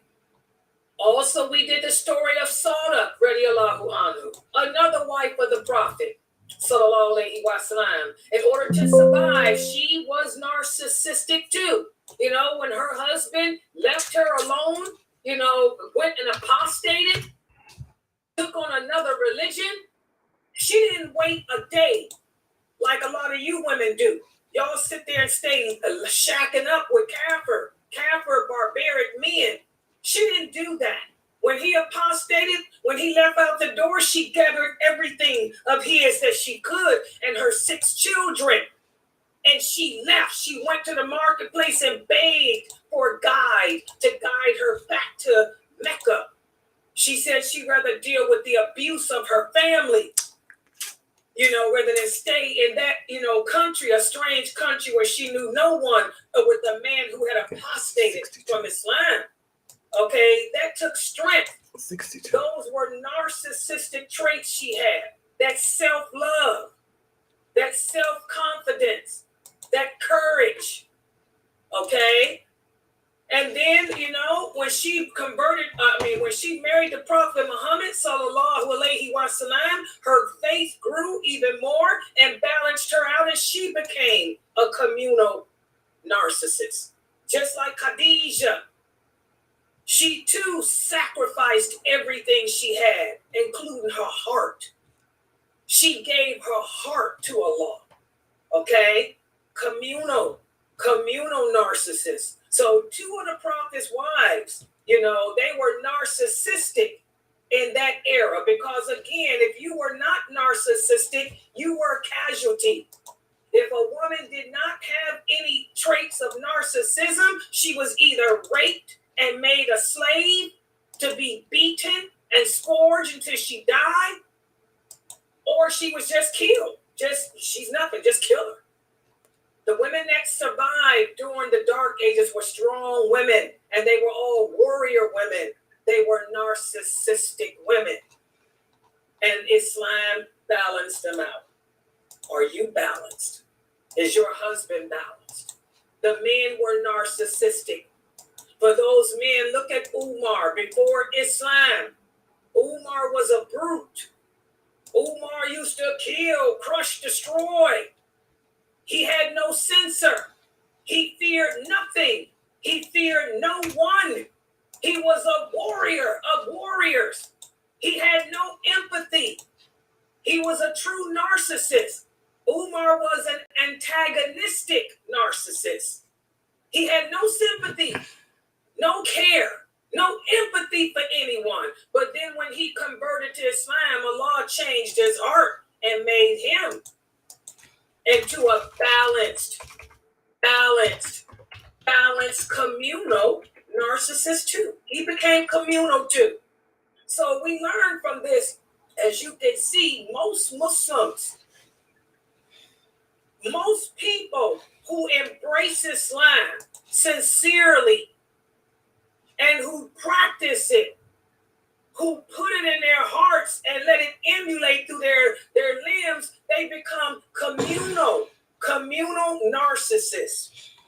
But for those Muslims who do not work on their iman, who do not put Islam in their heart and let it emulate through their actions, they remain the bad narcissists, either antagonistic, either covert, or the worst, grandiose.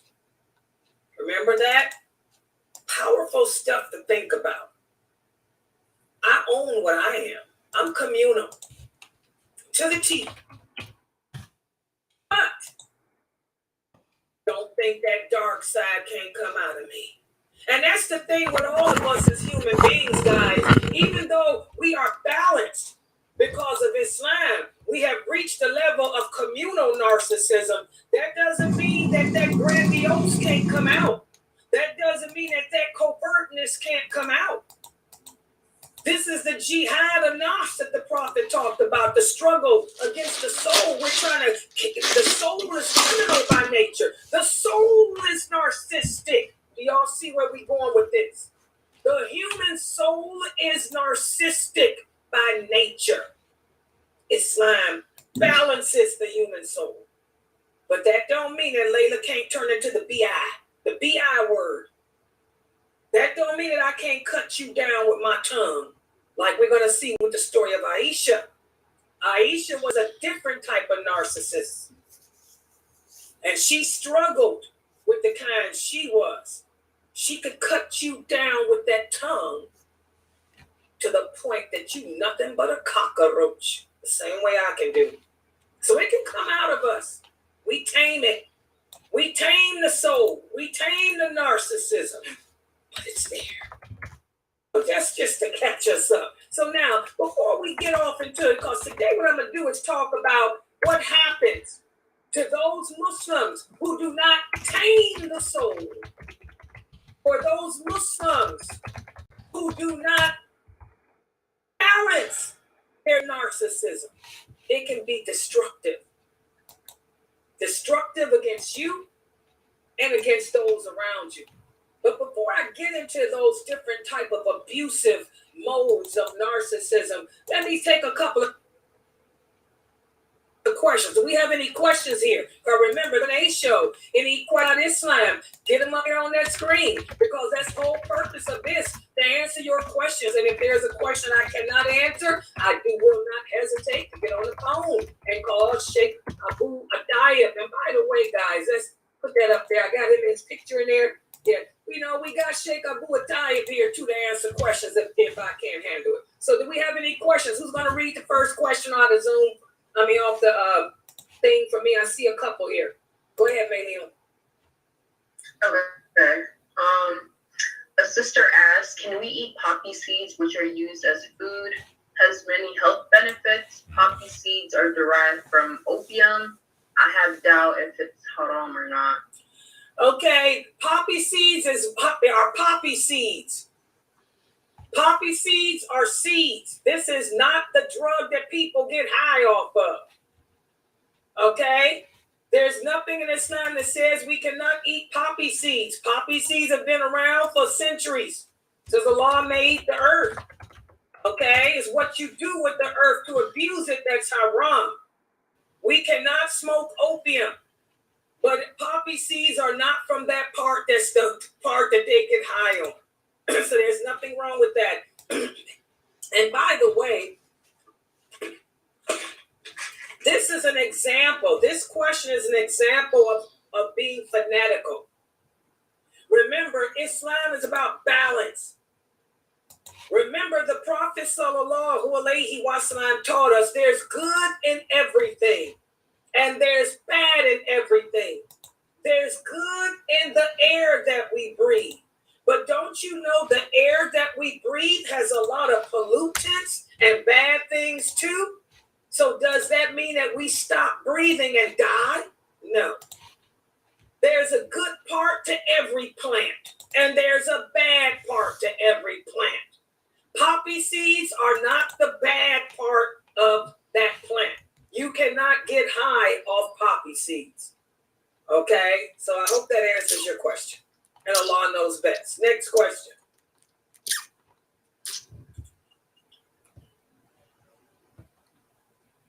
Okay, the next question is, when using a credit card and they give you cash back with some dollars or cents, is that haram? Okay. Oh, excuse me. Oh, something. I'm trying to make sure the spider's not crawling on me. Whew, I had the door open. Now, repeat the question again, please? A sister asked, when using a credit card and they give you cash back with some dollars or cents, is that haram? No. Why would it be haram? That's cash back. Interest. Do y'all know what interest is? Let me explain what interest is. Interest does not entail cash back. Interest is not tipping. Interest is when you take out a loan for a certain amount of money, and then instead of you paying back what you borrowed, you pay back more. That's interest. Interest has nothing to do with cash back. It has to do with taking out a loan. I take out a loan for $5, but instead of paying back the $5, I got to pay you back $10. That's interest. Everybody understand what interest is? Tipping has nothing to do with interest. Cash back, nothing to do with interest. Service fees, nothing to do with borrowing. Interest entails borrowing and paying back money. You cannot take out a student loan. Why? Because a student loan is interest. If you take out a student loan for $20,000, they're going to make you pay back $30,000. That's interest. You cannot buy a house on interest, because if you buy a house for $100,000, they're going to make you pay back $200,000. Y'all see that? So interest entails borrowing and paying back. If it doesn't entail borrowing and paying back, then you're not doing an interest. I hope that's clear. That's the easiest way that I can explain that. The easiest way to explain that. Okay? Okay, the Zoom room doesn't have a name. If you want to join the Zoom room, just go to Sunnahfollowers.net. It doesn't have a name. Just go to Sunnahfollowers.net and click where it says join live class. That's it. There's no name for it. Okay? Yeah, go ahead. Next question. A sister asked, are in-laws haram? What does that mean? Can in-laws be haram? That's what. Oh, mahrams. I meant mahram. Okay. Sorry. Can an in-law be a mahram? No, an in-law, unless it's your mother-in-law. Your mother-in-law is a mahram to you, and your father-in-law is a mahram to you. Anyone else is not a mahram. The in-laws are death. Everybody understand that? Okay, and usury is an English word. Interest is an English word. I want everybody listening to me to have a dictionary. These are not Arabic words. These are the same words, just synonyms. Usury and interest are synonyms. They just like apple and apple. Tomato, tomato. That's English. Look it up in dictionary. It's the same thing. They're just synonyms. Okay? It's not Arabic. Synonyms. Okay, next question. A sister asked, can we wear press-on nails? Fake nails from the beauty supply store. Okay, this is something that we need to avoid. The simple fact that it's fake. The Prophet sallallahu alaihi wasallam said one of the things that Allah hates the most is deception. Fake deception. Fake is a synonym for deception. Don't understand that? Why would you want to buy press-on nails? To make people think your nails are longer than they are. That's lying. That's deceiving. Plus, there's an alternative to that. Remember, we avoid those issues that are doubtful as long as especially if there are alternatives. All you have to do is just paint your nails up and trim them, and they'll grow on their own. Okay? So stay away from press-on fake nails. You don't need that because it's deception. It's lying. I mean, why would I want to lie? And it doesn't serve a medical purpose. Now, if it serves a medical purpose, that's different. It's a treatment. That's different. But press-on nails is not a treatment. Press-on nails is not a medical thing. Press-on nails is vanity. And as we learned in our series on the lawful and the unlawful, this is the type of stuff that we need to avoid. Remember, the Prophet sallallahu alaihi wasallam said, avoid going to the extremes and beautifying yourself. That's an example of going to the extremes. Why do I need to put on fake nails? It's not serving a medical reason. It's not a treatment. I just want to be vain. That's going to the extremes and beautifying myself. You can't say that about makeup because makeup covers your flaws. Makeup is a treatment, okay? But fingers, fake nails, that is not covering a flaw. Now, unless you were born without nails, that's different. If you were one of those people that was born without nails, and we'd give you a different answer. But you have nails. You just want to go to the extremes. This is haram. Did I answer that question for everybody? And I know you get other weird, crazy answers from men. But I gave you the correct answer as a woman. And I gave you my dalil. It's going to the extremes and beautifying yourself. It's not serving a medical purpose. It's not a treatment. It's not covering up a flaw. Y'all get it? So I want all these old women. I got some old women here. Take off them fake nails. Okay? All right. Next question. She also asked, can we wear false eyelashes? We talk about this all the time. My answer, no. Where do I get my fatwa from? This is my fatwa. Fatwa means answer, opinion. Laila Nasheeba's fatwa. What is your fatwa, Sister Laila, on fake eyelashes? As a woman, I know that there's an alternative. It's haram because, once again, it's not treatment. It's not covering up a flaw because there's another alternative that we women can use if you don't have lashes. And that's called fiber lash mascara. Why would I put on fake lashes when I have the alternative of fiber lash mascara? You can buy it at any drugstore for $5 at Amazon. And fiber lash mascara is made out of conditioners that help to condition your eyelashes and make them grow. And it has fibers that attach to your lashes to make them long and long and long. Look at my lashes, as long as you want them to be. Fiber lash mascara. So my fatwa, it's haram. And I want all my Muslim students to stop wearing them fake lashes. Y'all look like idiots. Get you some fiber lash mascara. You can make your lashes as long as you want. 3 applications, you up to the moon almost. Okay, and there's my dalil. It's not a treatment. It's going to the extremes.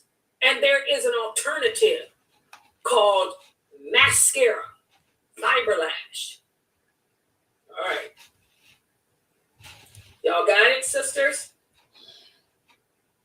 Because you women go crazy with that. Now, if you were a woman that didn't have no lashes at all, because some people are born with that disease where you don't grow lashes or eyebrows either. In that case, our answer would be different. But you sisters don't have that disease. You sisters are going to the extremes in beautifying yourself when there is an alternative that is less expensive, that doesn't cause harm. It's called mascara, fiber lash. It's been around for a long time. All right. See why it's good to have a woman answer questions about women stuff? Yes, go ahead, Sister Sabrina. Sister Sabrina has a question. Go ahead. I had a question that is it okay to play the green card lottery? Because some people from overseas play it to get to America. Is that okay? Now, this is a question that Sheikh Morsi answered, and that lottery stuff is haram. I've heard him, and I've heard Dr. Jamali and a couple of other brothers who are from those overseas. A lot of these countries do that. This is gambling. They put your name in a thing, and yes, this is gambling. So this is and gambling is a form of interest. Gambling is a form of usury. We should avoid that. Yeah, we should avoid that. We don't do that here in America, but I know they do it in the other countries. The lottery, and this is gambling. Try to avoid that. Yeah. Good question, Sabrina. Okay, thank you. A brother asks, is boxing lawful? Because some people in my country, they're like family and they're trying to play that. I know. So they can come here. Yeah, tell them that that's haram. Tell them that that they don't want to do that. The sin is worse than the benefit. Because they may get to America, but when they get here, Allah can make their life miserable. Because America is not the land of gold like people think. You know, Allah can take away all your money and make you a person that live on the streets as a beggar.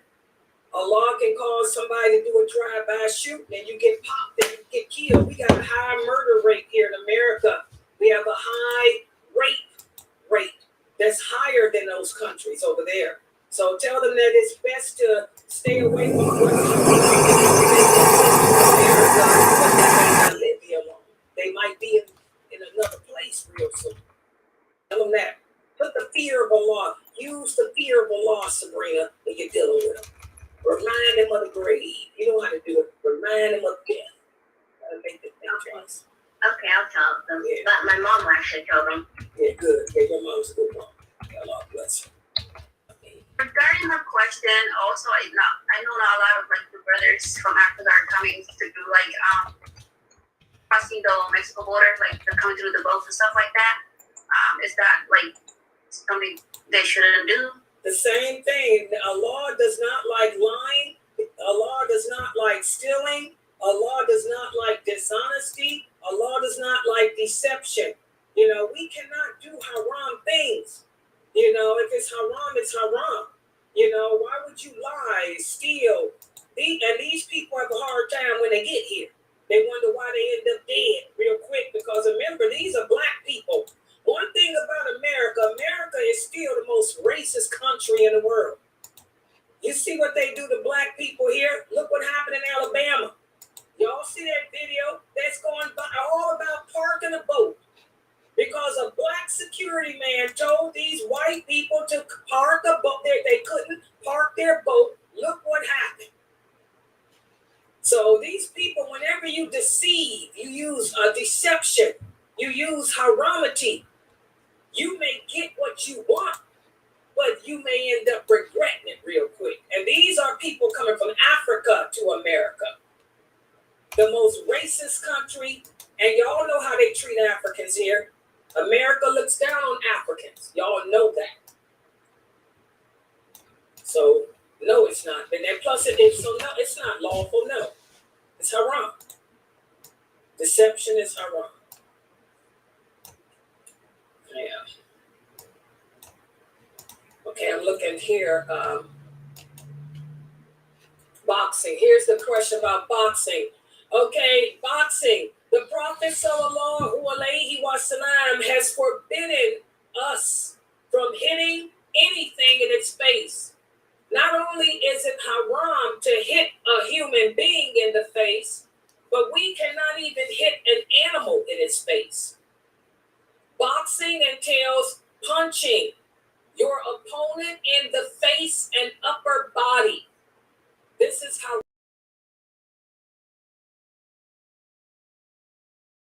haram.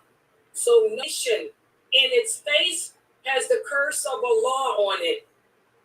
Okay, so no, we cannot do boxing. We cannot hit other people or even animals in the face.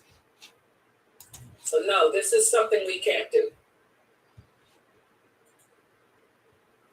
Okay, and this is another one. Can we wear fake piercings? Okay, now we don't use the word fake like that, Sister Lene. We can't just take the word fake and put it in front of something and say fake. No. Fake means lying, deception. Okay? Fake entails going to the extremes in beautifying yourself.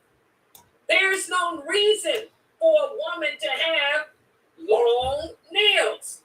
It's not serving no purpose except wasteful vanity. Because guess what? You got to trim it down every 4 days anyway. Wearing earrings, wearing bracelets, wearing necklaces, wearing a nose ring. This is different. This is jewelry. First of all, this is jewelry. Jewelry is permissible for women. Women have been wearing jewelry since Allah made Eve, and Eve probably had a nose ring. Eve did have earrings. Eve did have holes in her ears. So jewelry is not the same as wearing a fake fingernail just to wear. Did I make that clear? Fake nails are haram, guys, because it's not a treatment. It serves no purpose. It's just extreme. Do you understand now, Sister Lene? All right, so don't throw jewelry in that category. Jewelry is something totally different. Allah says in the Quran that we can adorn ourselves with clothing. Jewelry is also considered a form of clothing, guys. Jewelry is an adornment. Fake nails are not adornments. Okay? So there's your answer, and there's your evidence too. Yeah, next question.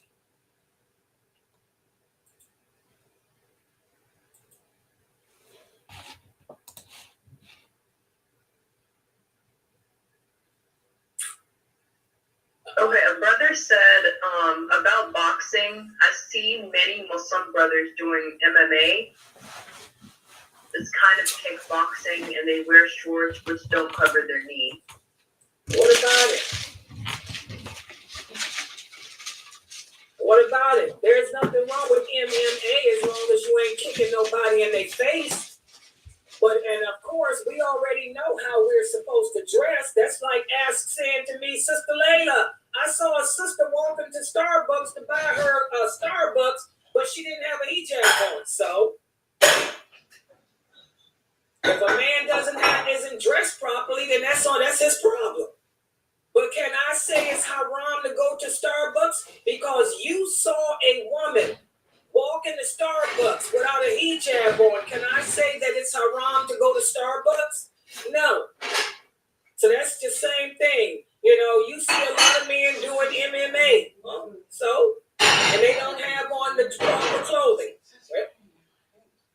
Welcome to the world. Welcome to 2023. What can I say? They probably ain't got a beard either.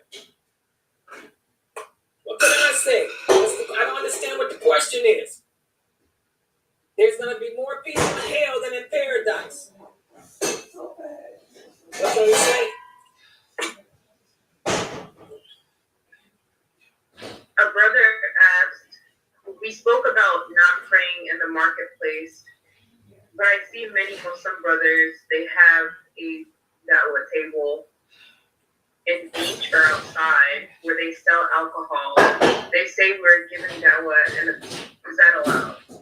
What do you guys think?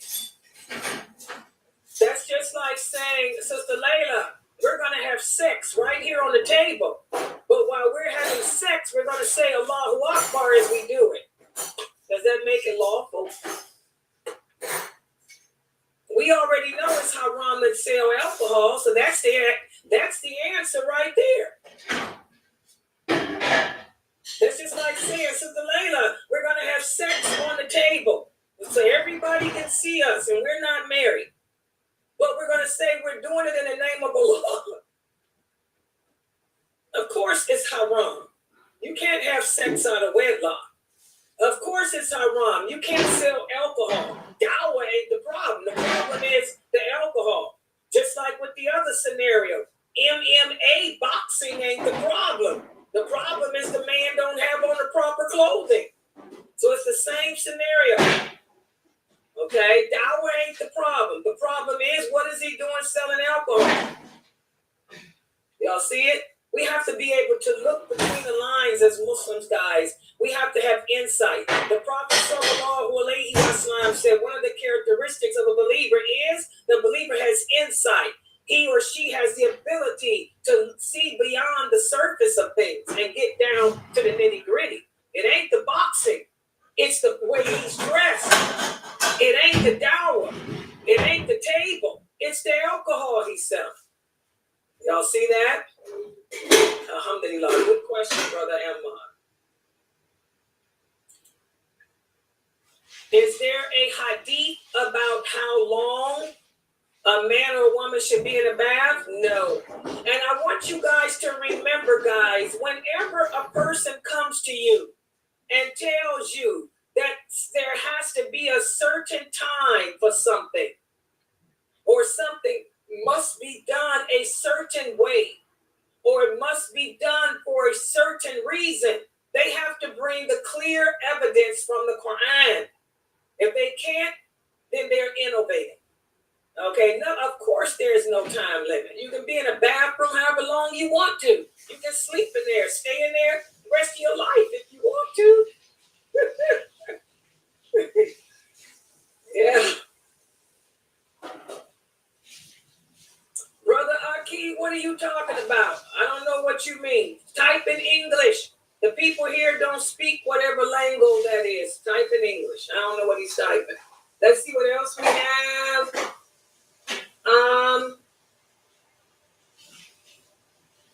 Here's another one about the mahram. What happens if a woman is traveling with her mahram, but something happens to him, like he gets killed? She better run her butt back home. That's common sense. Because to do, you better call your thing to come get you, get her out of Dodge, but you end up getting popped too. Common sense. Somebody get killed, what you gonna do? You're gonna call the police, number one. After you get through calling the police, you better try to get away home. SubhanAllah. Okay, it's common sense, guys. Common sense. The religion of Islam is easy. We just have to have common sense. What do you think you're gonna do? Stay there and get killed too? Call the police and get home. SubhanAllah. Okay. Yeah, let's see.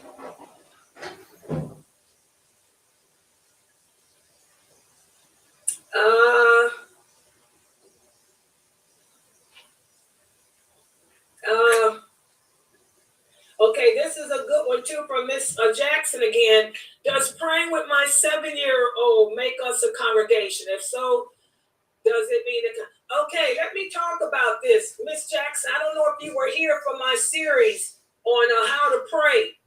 Remember, one of the things that I emphasize to all the sisters, whenever you read a hadith that speaks about the virtues of congregational prayer, this is not for you women. This is for men. And it's talking about a man going to the mosque to pray with the imam. That hadith is not saying that you sit at home with your husband and y'all pray. No. Any hadith that speaks about congregational prayer is talking to the men, not women. A woman gets more blessings praying by herself in her bedroom than any mosque or behind any man. Okay? Congregational prayer means for all males over the age of puberty to go to the mosque and pray behind the imam. Do you understand? So your husband, he's supposed to go to Juma. Juma is an obligation upon all Muslim men. In fact, the Prophet sallallahu alaihi wasallam said, any man, I repeat, any man who misses 3 Jumas in a row has left from under the protection of Allah. So the Juma prayer is an obligation on the men, not women. So your husband should be at the mosque. He should at least do 1 Juma prayer a month. He should at least go to the mosque once a month and perform Juma. It is not talking about it being at home with your wife. Everybody understand that? And your husband should take your sons. Your sons. My mother, when I grew up in the 60s, we didn't have Muslim schools and all that. People didn't even know what Muslims were when we grew up in the 60s. My mother used to take my brother out of school once a month. One Friday out the month. She would call him and say he's sick to make him go to the mosque. So you should at least have your sons going to 1 Juma prayer a month as well. Okay, so a congregational prayer refers to praying at the mosque behind the imam, not praying at home with your wife and kids. Y'all understand that? For you brothers, y'all got to get to that masjid. And also, no, her second part of her question, when the Friday prayer is duhr. When the men go to the mosque to perform the Juma prayer, that's the duhr prayer. And it's only shortened at the mosque behind the imam. So no, if your husband is praying at home, he prays 4 rakats. That's duhr. Duhr is not 2 rakats. Duhr is 4 rakats. The only time that duhr becomes 2 rakats is on Friday at the mosque behind the imam. Does that answer the question? Your husband is not getting the rewards of Friday prayer praying at home. If he wants the reward of Friday prayer, he got to go to the mosque and take your boys with him. You stay home. A woman gets more blessings praying in her bedroom than she would in any mosque on this earth. Okay? All right. Where else we got here?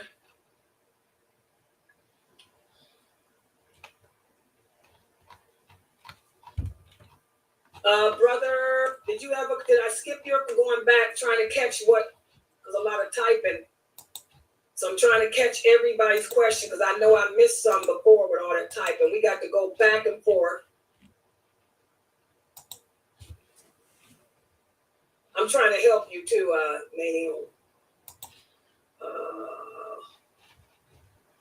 I'm gonna step away for a second. I gotta pray. Yeah, go ahead, baby. I'm looking at it.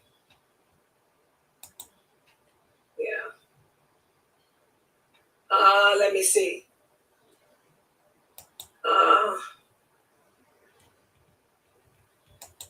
There is, wait a minute, here it is. Brother Ammar said there's a dawah table where other people sell alcohol.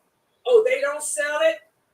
Is the dawah table with the same table with the alcohol on it? If the dawah table is the same table that has the alcohol on it, no, we don't do that. We cannot. The Prophet sallallahu alaihi wasallam said it is forbidden to sit at a table in which alcohol is consumed or even sold. So if the dawah table holds dawah and alcohol, no. But if the person is sitting in the marketplace talking about Islam by himself, then there's nothing wrong with that. Then there's nothing wrong with that. If he's sitting by himself at his own table, then there's nothing wrong with that. Okay? The Prophet gave dawah to the people as they worship pagans. As they worship idols. The whole world is a fitna. As Muslims, we're constantly surrounded by fitna. Fitna exists. Long as you ain't taking part in the fitna, then you're okay. Okay, this is another question. Sister Denisha. MashaAllah, Sister Denisha, it's good to see you again, sweetheart.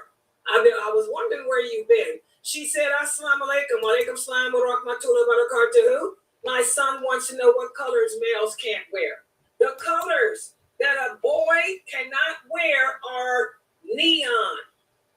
Those colors that the Buddhists and the Hindus wear. Let me show, and you can show your son this too. I want you to Google this for your son so he can see.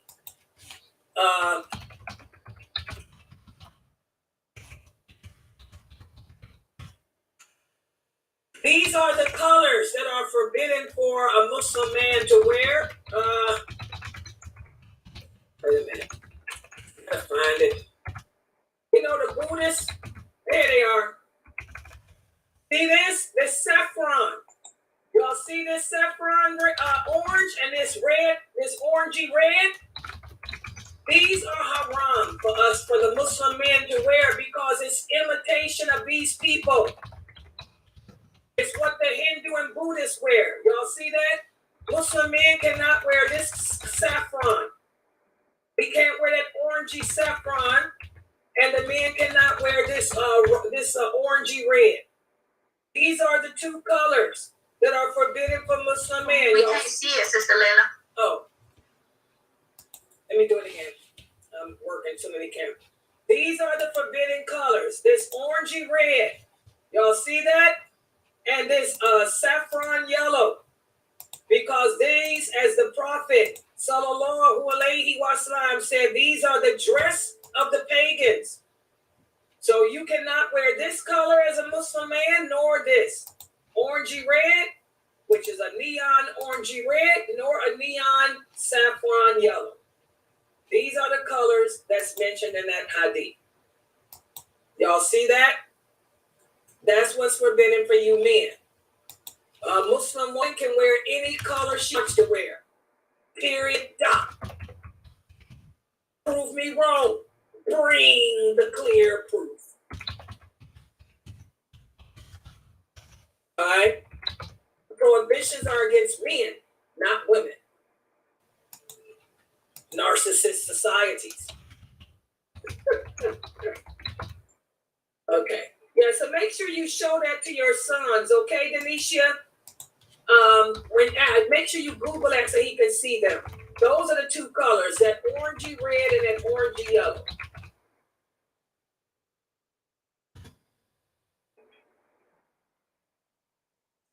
Will you be held accountable for having credit cards? You'll be held accountable for having a credit card that fits haram. Well, I don't understand the question. I got every credit card in the book.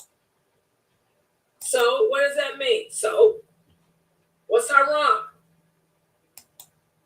Y'all got to be more specific. I do. I have every credit card, you name it, I got it. So, all right. Okay, what else we got here? You saw those colors, Brother Aki. Stay away from those colors, Brother Aki. Okay? There's no prohibition for women. A woman can wear any color she wants to. Anybody that says she can't, tell them to bring the evidence. A woman and a man can dye their hair any color they want to except for black. We can dye our hair any color we want to, including pink, green, purple. You just cannot dye it black.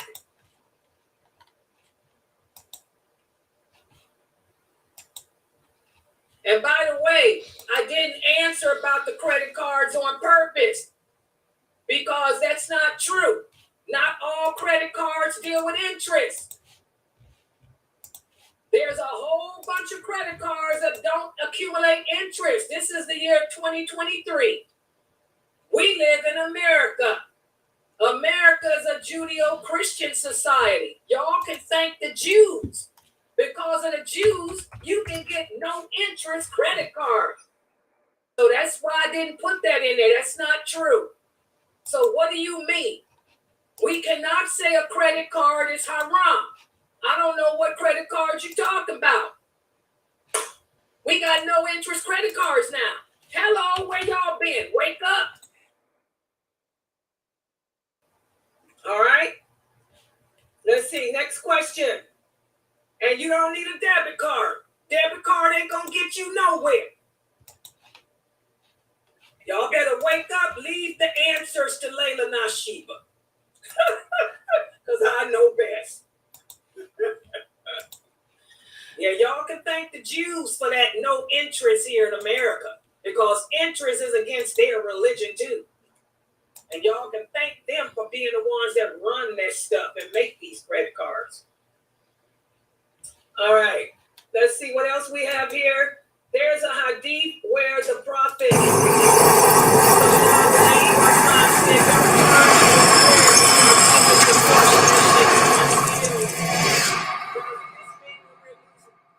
it just means that you lose reward.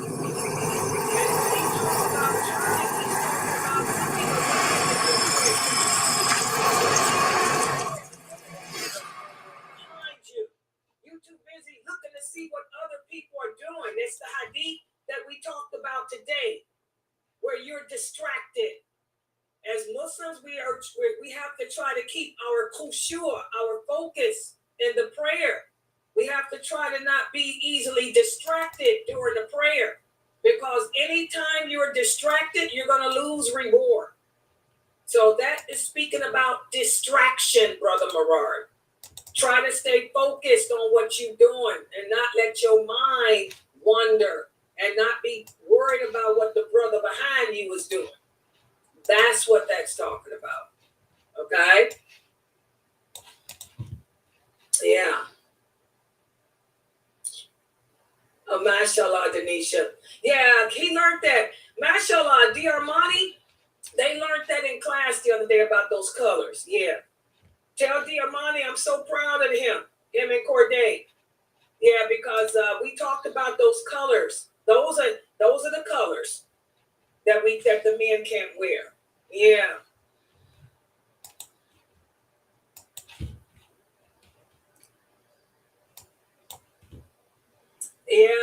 Yeah, you can dye your hair, Brother Noor, any color you want.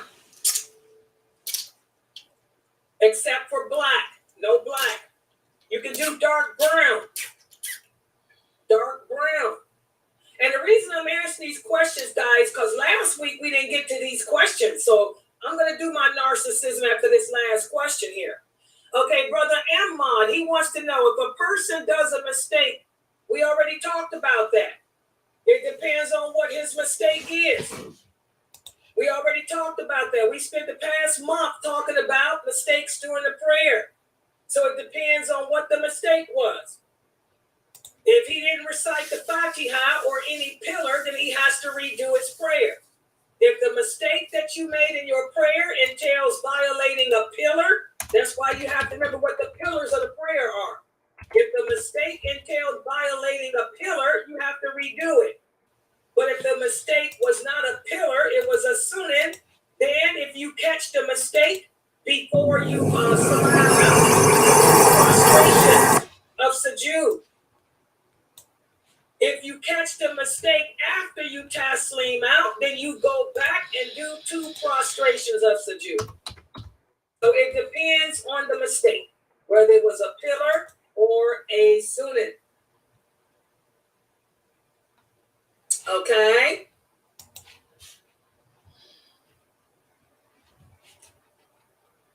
Okay, that brother Marard, that hadith does not mean look back.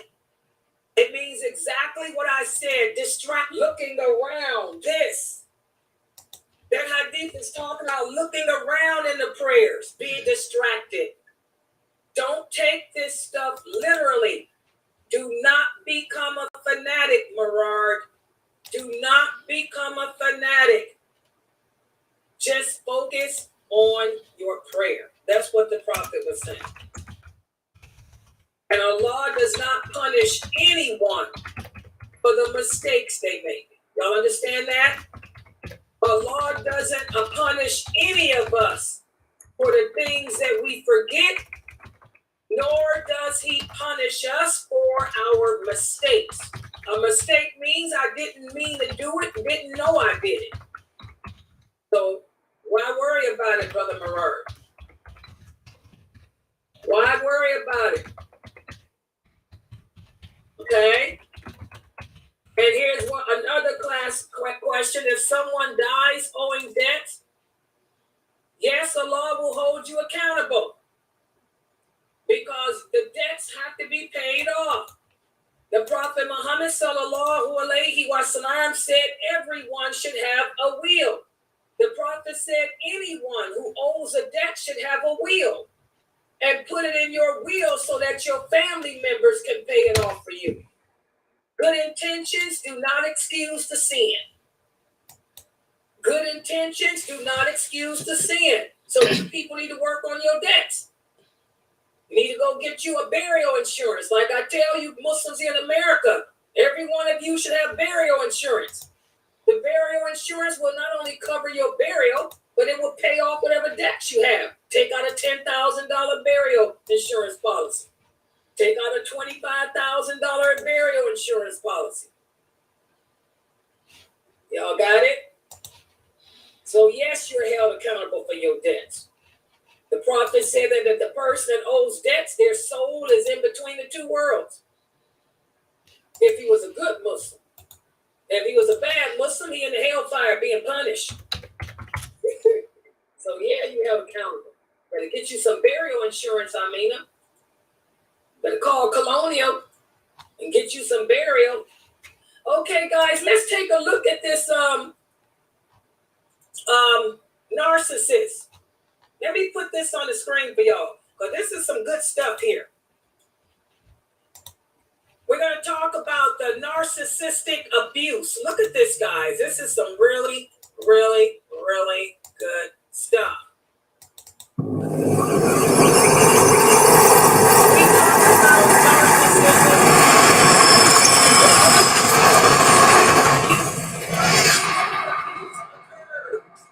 When a narcissist, and here's my Zoom stuff popping up on the screen.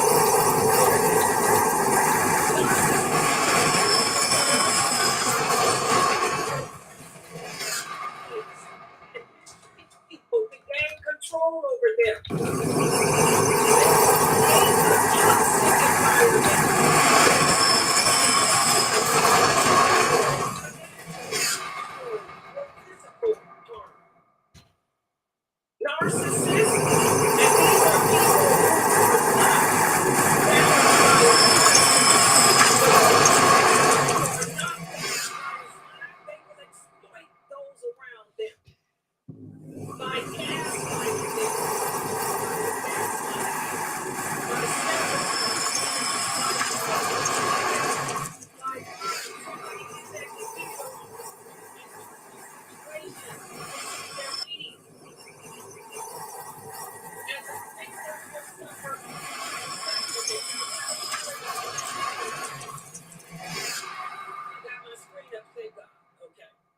So, again, when I speak about narcissism, I want you guys to remember, I'm speaking about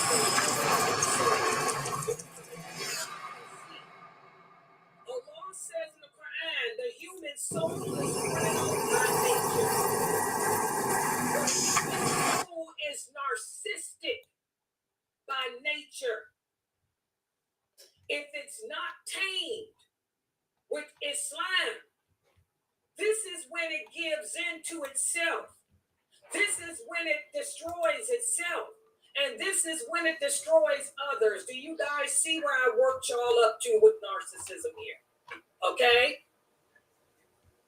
So, any Muslim that is not practicing this religion the way they should are going to have these narcissistic traits.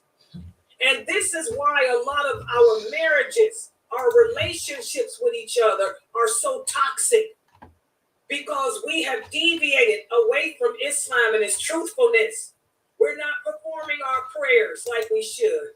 We don't believe in Allah as we should. We're giving into the evil, dark side of ourselves. That's the narcissistic side of ourselves. I hope this makes sense to everyone. Okay? I have one sister, please. She have a question. She want to ask you a question. Is that the right time or? Go ahead. What is it? Yeah, go ahead. Can you ask your question? Assalamu alaikum. Wa alaikum salam. I'm gonna ask. I forgot if like the zakah is gonna be now or it's in December, like of the end of the year, or it's the end of. Zakat is due based on how long you had your property. It has to have been in your possession for a year. Okay. But every year, right? It's gonna be every year. Yeah, but whatever you got, it has to have been in your possession for a year. Okay.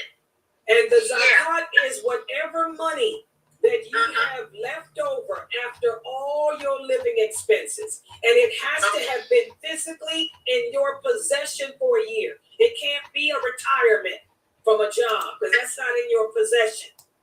The money cannot be at the bank too? It can be the bank, yes. That's your possession. Okay. But you have to have had it for a year. Okay. Okay? Yeah. So it's different. My zakat is due in January. Hers might be due in September. His might be due in March. I don't know. Everybody's different. How long have you had that in your possession? It has to be a year. Oh, no, the money was in your bank. Oh, yeah. It's been around your physical. I think that I think that last year in December, I think January. Okay, well then you can do it again. Yeah, well you can do it again in If you did it last year in January, that means it was a year. So that means you can do it again in January. Yeah, that's right. Okay. Is she from Mali too? Umar here? Huh? Is she from Mali too? No, she's not from Mali. I'm from Guinea, Conakry. Oh, mashallah. You have a beautiful accent. May Allah bless you. I love your accent. And I bet you are so beautiful too. Thank you for helping us. I'm gonna ask. Yeah, she's gonna start being your student, Sister Laila. Inshallah. She sounds so beautiful. I bet she's beautiful too.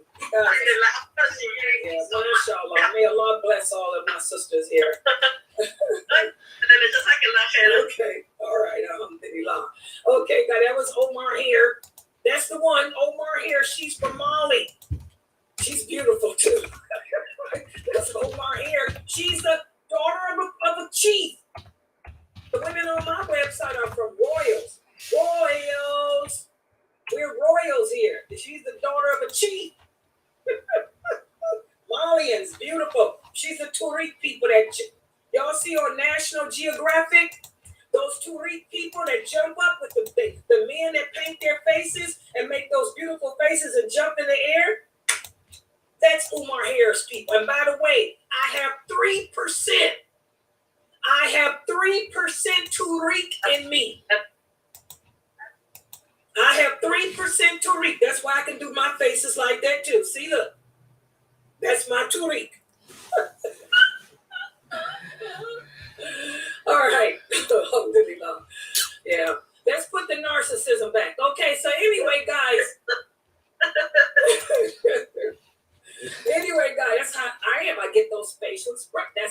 Tariq blood. Hello.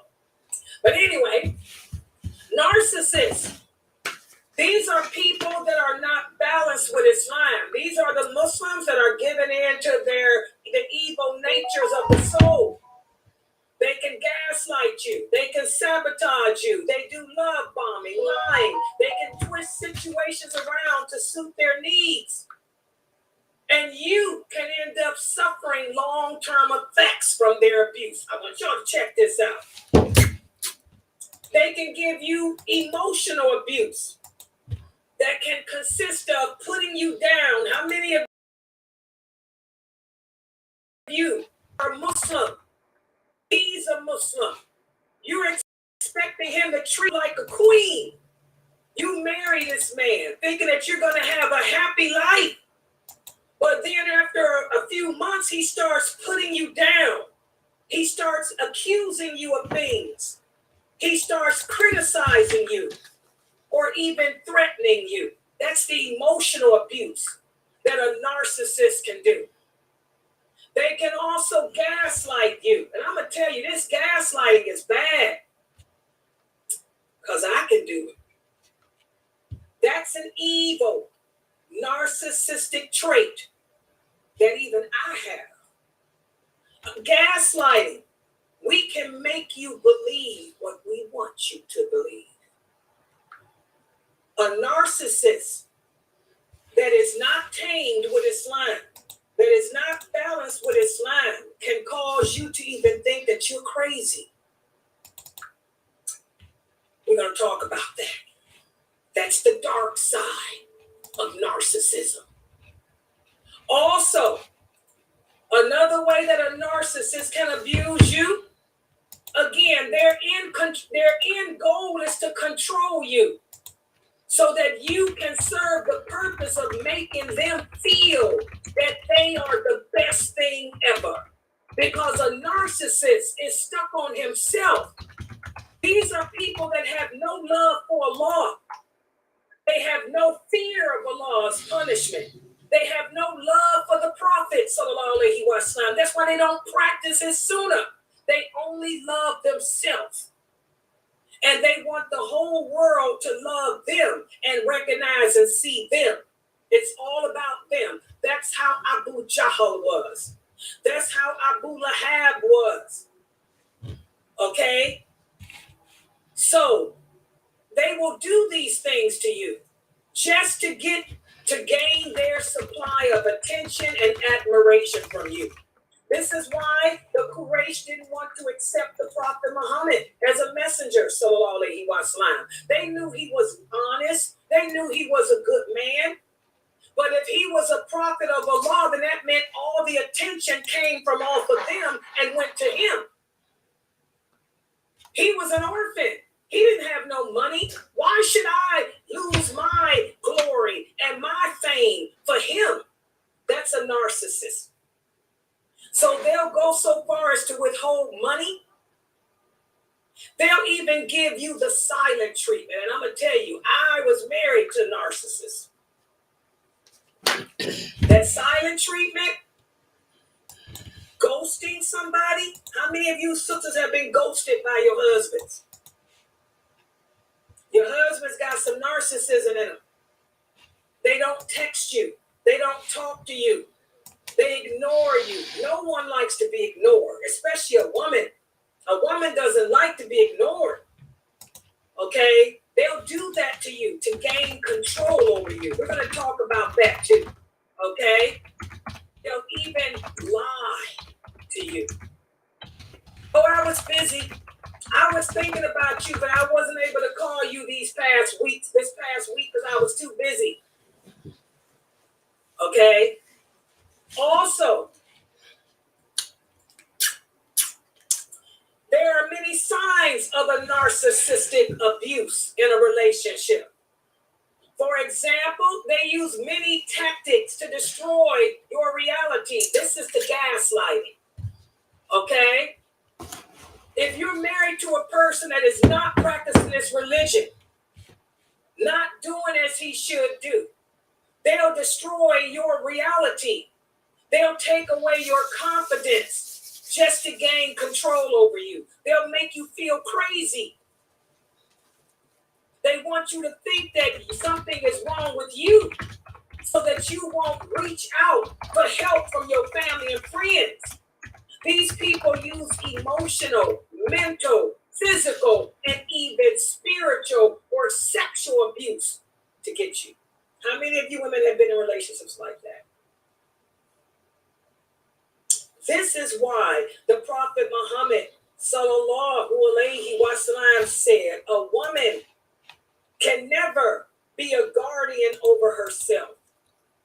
A woman can never be a guardian over another woman. You have to remember the Prophet Muhammad sallallahu alaihi wasallam was sent to be a prophet in the dark ages. The entire world was nothing but narcissism. That's where this word came from. Only the powerful survived. Only the strong and affluent survived. Women stood no chances back then unless she came from a prestigious family. And even then, she had to depend on the men in her family to honor her. Okay? So that's why the Prophet, sallallahu alaihi wasallam, when he began the call to Islam, and he laid down the rules of marriage, he told the women, you can never be a guardian over another woman because you don't know what to look for in a man. A man will charm you. A man will make you think, he will gaslight you. He'll make you believe all kinds of things about him. And you women will be so caught up in the idea of love that you won't catch it. You won't see it. That's why it has to be your father. Because no man loves a woman unconditionally like her father does. And your father can see through the manipulations of another man. He can catch a con artist. Y'all see that? This is why a woman can never be a guardian over herself. She has to let the men in her family, do the work for her. Unless there are exceptions. Unless she's a woman like Khadijah was. Khadijah was a woman who was narcissistic herself. Okay? She had the gift of insight. She knew what was best for her. That's why she turned down the offers her father and them came to her with. She could have married Abu Jahl. She could have married Abu Lahab. She turned all those losers down because she was a special woman that had the same strong narcissistic characteristics that a lot of those men had. Okay? But most women don't have that kind. Okay? There's exceptions to every rule. Khadijah was the exception. All right? So, we have to look at these signs, recognize them in our relationships. And for you women that are married to men that don't practice this religion, you practice the relationship. Like I said, without Islam, there is no balance of the evil nature of yourself. And let's look at gaslighting. What does it mean to gaslight? This means to intentionally make your partner distrust their views of reality. You make them believe that something's wrong with them, that they're crazy, that they're mentally unstable. How many of you have been in those type of relationships? I had one relationship like that. It didn't last long because I can gaslight too. I put up with it for a few years. When I got sick of it, I ended up gaslighting him. I'm not lying, guys. I had him walking out the door saying, Jesus loved me. Yes, I know. Called the Bible told me so. Like I told him, don't gaslight a pro. Because I'm narcissistic too. I just keep it at bay. But push me, I can tell when you playing game with me. Push me, Push me, I will explode on you. Nothing worse than a woman who's narcissistic. I had him hobbling out the house singing Jesus Love Me. That's how I messed up his reality, because he tried to mess up mine. So what does gaslighting consist of? Well, here it is. What are some of the signs? Well, if you're in a relationship and you no longer feel like you used to be, you're questioning yourself. You know, am I weak? Is this really me? You feel like everything you do is wrong, okay? You think that everything that goes bad is your fault. It's my fault. I shouldn't have did this. I shouldn't have said that. You become anxious and less confident than you used to be. And then you start questioning whether or not you're being too sensitive. And then you question whether the way you respond to your husband is appropriate or not. And you find yourself apologizing. And you have a sense that something's wrong, but you don't know what. I was in my first marriage. I got married when I was 14 years old, guys. He was basically a good man. Latifah knew my ex. Latifah, didn't he gaslight me? Hello? He had me thinking I was crazy for a minute. Oh, yeah. My anxiety had kicked in when I turned 18. I was okay. Everything was good from 14 to 18. When I turned 18, I decided I want to go to college. That's what started it. I said, I want to go get a college degree. Can I leave the house? He looked at me and said, no. You mine. You stay here. You take care of the kids. They weren't my kids either. They were his kids from a previous marriage. He said, you take care of the kids. I said, but I want something. I want to be a writer. I want to write books. Write in your bedroom. I listened to my mother. My mother got involved. Another story. I went and signed up for college behind my husband's back. Passed the SAT test, a genius. All kinds of scholarships. And I'm a genius. What can I say? Passed the test. Signed up for school. Brother man found out. Everything flipped. He started making me think I was crazy. Something was wrong with me. That I was forgetting things. What happened to my cat? My cat's gone. What happened to my cat, Butch? I don't know. Later, you must have left the door open at night and your cat got out. Oh no, I killed my cat. I went through all that. Then finally, one day it hit me. I said, this dude don't want me to go to school. I flipped the lid on him. He woke up that dark wolf in me. I said, it won't happen no more. I told him, guess what, brother? When you going to work? He went to work. I packed up everything and left. Went home to my mother. Didn't go back. He was singing Jesus Love Me all the way to the pokey. End up in the pokey. To the pokey.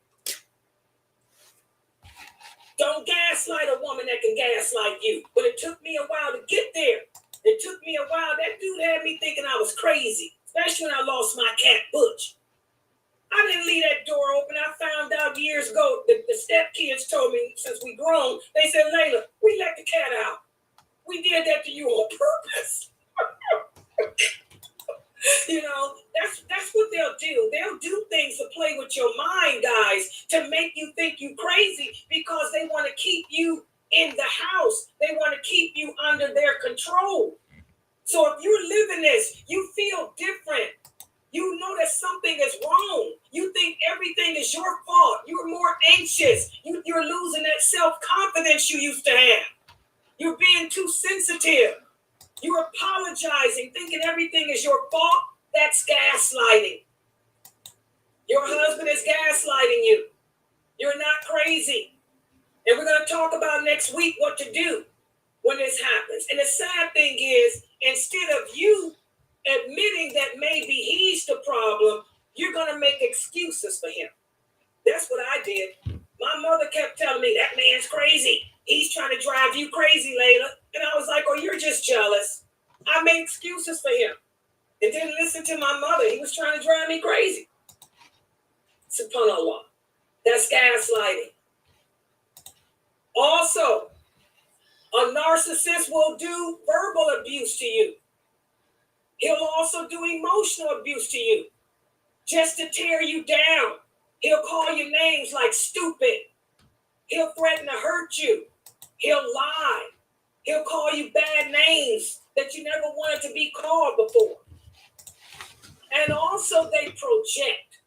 They project by dumping their issues onto you instead of taking the blame for what they do. It's your fault that they got fired from their job because you didn't wake them up and tell them that it was time to get up and work.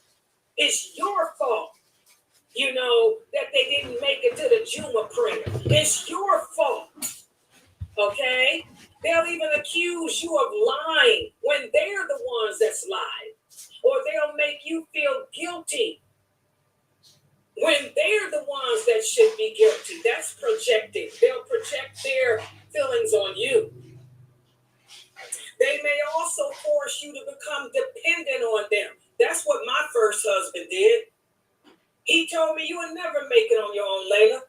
He told me, you've lived a sheltered life. You've been with me since you was 14.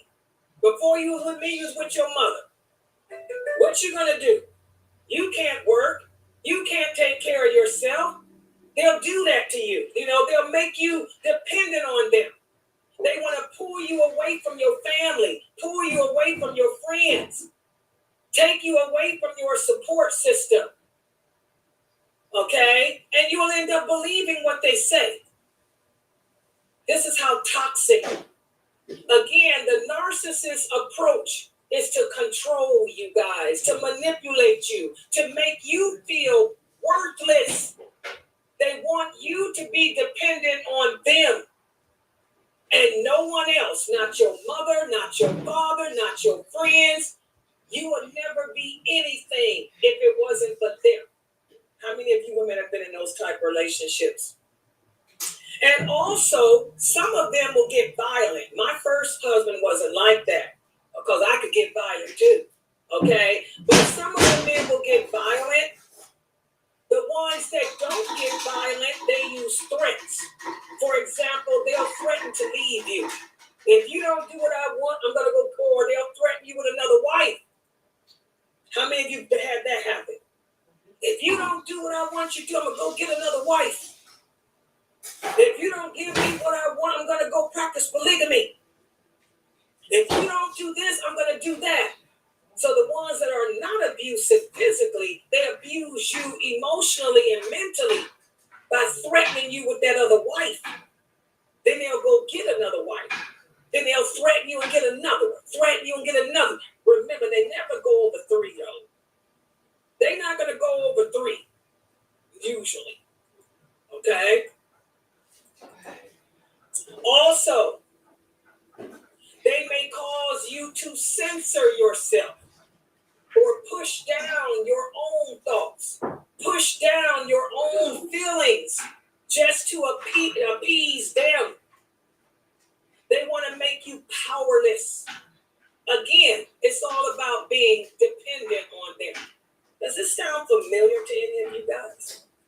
What you think about this, Tiva? What you think about it, Sabrina? Sounds familiar? Can anybody relate to that? Yes, it's very familiar because I went through that with my first marriage. Yeah, me too. Until I decided to pack my bags one time and we could go to my mom's just like he did. And until this day, he has a grudge because of that. Yeah, it's hard to break away from them, but that's what it's about. It's all about control with the narcissist. And they want to strip you of your confidence. Remember, a narcissist has no desire for a weak woman. They only prey upon strong women. Like I told you guys, you want to turn a narcissist off, cry. Let him see you cry. He'll run away from you. He'll ghost you. Might even drop you if he sees you crying. They want strong women because it's the challenge of trying to break you, the challenge of trying to mold you into what they want you to be as they drain you of all your goodness and try to project it on themselves. This is true. This is horrific. That's really true. And as far as gaslighting, also another thing too. I don't know how they do it, but they prefer to keep you isolated. Yes. So they don't have any protection in the house. So they keep your family away from you. They keep if you have one or two friends, they don't like that. So they're gonna sit there and they're gonna manipulate how to break that friendship up so that you'll be alone. Right. You'll be totally dependent on them. You begin, and not only do they begin to use this form of I'll call it psychology, but it's deeper than that, where them not only make you begin to doubt yourself and your abilities, you begin to feel guilty, you begin to blame yourself for the way that they're treating you. And this is all a plot, this is all a scheme, all this is a plan. And they study you. They study you. They study you even before the relationship becomes intimate. Yes. Just exactly what your weaknesses are. They're writing them down, but they're writing them down in their head. You know, and I've seen this, and I've experienced this, and I've seen this, and there are some who have a way to make people that do who might have sympathized with you, not. They can talk to them and have them thinking, you know, there's something wrong with that woman. I tried to be the best I could. That woman won't do as I say. That woman is always, pretty soon you'll see these people begin to draw back from you. Also. Yeah, it's a sad thing. And now you guys can get a glimpse, you know, you see how the Prophet Sallallahu Alaihi Wasallam, how when he brought Islam into this era, these narcissistic times. For example, that one hadith whereas one of the companions walked past him and told the Prophet he had gotten married. Okay? And the Prophet Sallallahu Alaihi Wasallam said, why didn't you marry a young girl? So you could have, taught each other, played with each other. He said, oh, because I have sisters to take care of. So I went and married a woman that was divorced, an experienced woman that could help me with the kids. But now that's a good man. Back in those days, many of the men, the Arabs, before embracing Islam, it was about young girls. It was about getting the virgin girls. Getting the virgin girls so they could break them, mold them, because that was a narcissistic time. Make them dependent on them. Make them this. And that's why the Prophet, Sallallahu Alaihi Wasallam, when he came with Islam, he emphasized the reward, the virtues of marrying widows, the virtues of marrying women like Sauda who had children. Remember, they made fun of him. They said, why would you marry that old woman? She's 55 years old. She has 6 kids. She's fat. Why, when you could go marry a virgin girl so you can make her be whatever you want her to be. It wasn't about that with the Prophet. The Prophet Sallallahu Alaihi Wasallam said it's about, helping another person. Look at the rewards you get. Marrying a woman who no one else would think to marry and helping her raise her children. Y'all see, the Prophet said, I was sent to teach you good manners. I was sent to teach you good morality. And in turn, I'm teaching you Islam. These were narcissistic times. If a woman had been married and divorced, she was of no value, no worth. The the Prophet sallallahu alaihi wasallam changed that. But we still have men today. Like I said, men and women, those women and men who are not practicing Islam, Islam has balanced us. Islam is what keeps that narcissism of the soul at bay. Without that balance of Islam, we'll give into that stuff. Like I said, I was balanced, but push me, I'll bring it out. We all are capable of it, or I can gaslight too. I can make you think that your name is Anthony. I don't want to go there. Don't take me there. Because if you take me there, it's hard to come back from. But I'll go there. Don't push me there. That's why you sisters have to be careful choosing your husbands. Marry a man who fears Allah. Marry a man that believes in Allah. Marry a man that practices this deen. So you don't have to play those mind games with him. It's a psychological thing, man. Nobody wants to do that. My first marriage was a lot of psychological stuff. I don't want to ever go through that again. I tell you, I can see so much of that you said today. I can see so much of that in my life and what I had to go through dealing with that.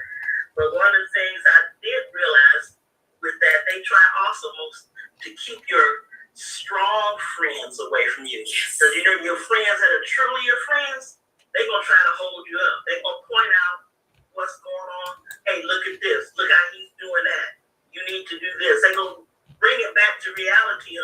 Don't let him just run over you because look at what he's doing. And one of the best things you can do for a narcissist is to cut them off and just never speak to them. That's my motto. I can cut them off, and when I find when I'm there, I can cut them mugs off and never even say hello ever. Yeah, they hate it. They're good at ignoring you, ghosting you. But if you ghost them back, they can't handle it. They can't handle you manipulating, playing the game back on them.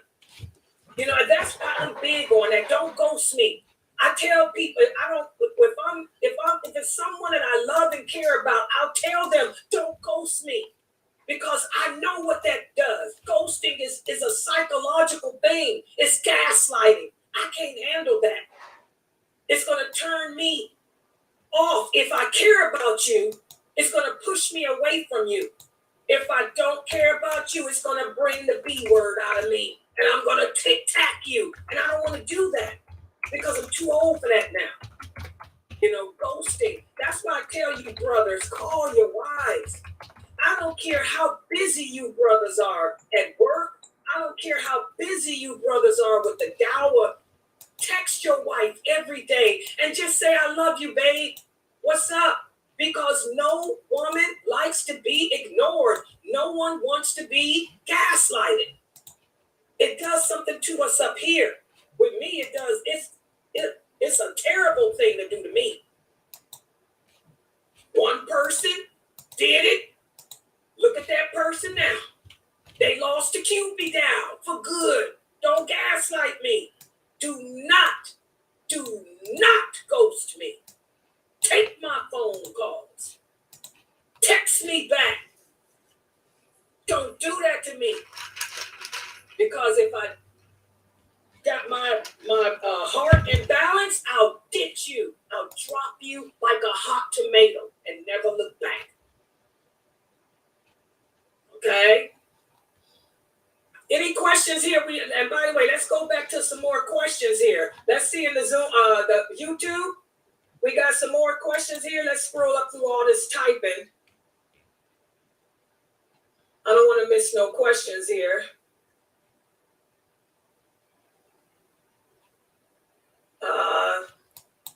There was a question earlier on Zoom. I don't know if somebody read it. We waiting to hear it. Oh, I'll read it.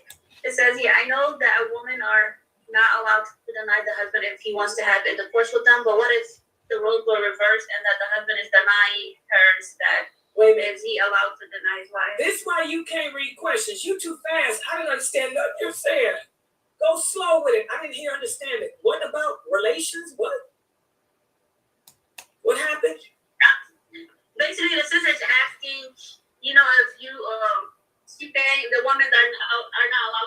neither spouse when it comes to intercourse. But what if he does the same? The man ain't supposed to deny her either. This is another thing that ticks me off. When I hear these Muslim brothers talk about how you supposed to lick pus off your husband, pray to him, worship him, bow down, prostrate, and never refuse to bed, why come they don't quote the other part of that hadith? Because also in another hadith, the Prophet sallallahu alaihi wasallam said, you men have to service your wives too. If a man does not give you your sexual right, then you have the grounds to divorce him.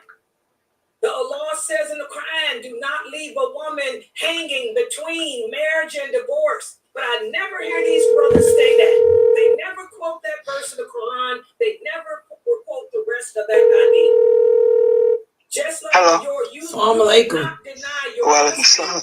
Dr. Asim said he'll be here today. If he does, his topic is marriage because all he's what was it? gaslighting. Sacrifice and Islam. Remember, a narcissist. No, this is different. Sacrifice and Islam. He didn't talk about sacrifice, did he? And this is what a lot of narcissistic Muslim men do. I don't think so. I'm trying to figure out. I don't know. Maybe because my mind is messed. I'm thinking of Abraham and Ismail. I don't know what he's talking about sacrifice and Islam. He'll punish you by not coming home to you at night. Ain't it 3 o'clock? I put on the schedule 3. I've been sitting in here by my girl. I don't, I missed my Q&A. Was anybody in there? Girl, I came in there and your ass wasn't there. I said, what the hell? She missed her own life. Girl, I just got back in town yesterday. I got off the airplane. I didn't sleep. I did my 6 o'clock class. Girl, I had to clean this house. Girl, your cat, Karen, told this motherfucker up. He ain't never had me gone for no week. He told his house up. Chindani brought me home. She had to help me clean. We had blood. It was blood on the floor, girl. We thought somebody had came in and got killed. It was blood all over the floor. I said, Chindani, what the fuck? It was Karen. He beat the shit out of all the other cats. Tore the damn place up. So Chindani had to help me clean up the damn place, girl. And then she left, and I did my 6 o'clock class. And I was, I was tired. I said, I'm gonna sit down. I left my computer on. I left the video going, and I told everybody I'll be back because I got done at 8 o'clock.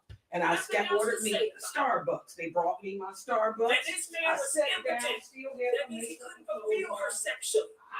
So that's the other side to that, sisters. Just like you have to answer his call to bed, he's got to lay between you two. And if he doesn't, that's a gaslight. That's a red sign. And this happens too much in these polygamy situations. You don't punish no woman that way. You women better make that man eat dirt and kick his behind to the curb. And Allah will give you somebody that will satisfy you sexually. Sex is important in a relationship. And something that you men need to understand, because we got older sisters here with this problem. I told y'all yesterday how Allah created Adam and Eve. Adam was at his peak when he was 23. After the age of 23, everything started going downhill with Adam. But with Eve, the older she got, the more vibrant, the more stronger she got. That's just the laws of nature, brothers. You don't leave these older women. I'm talking American women who have not been circumcised. Sarah was circumcised. These American women are not circumcised. They don't have those issues. Just because they're 60, 70, 80 don't mean that you can not give up the goods. Because while you going downhill, she's stronger than you that way. Her sexual desire is stronger. You men don't know that. Well, I'm telling you. So if your husbands are not satisfying you older sisters sexually, y'all better kick their behind to the curb. and go find the one that will. Hello. Keep it real, Layla. Yeah. Any other questions there? Let me look on YouTube. Okay, let's see. Is that probation? Okay, let's see. Okay, we answered the hair dye. Can a woman wear bedazzled abaya with rhinestone? A woman can wear anything that she wants. There is no hadith, I repeat, no hadith, I repeat, no hadith on this planet that forbids a woman from wearing any type of garment. A woman can wear silk. A woman can wear satin. A woman can wear any color. Women wear rhinestones.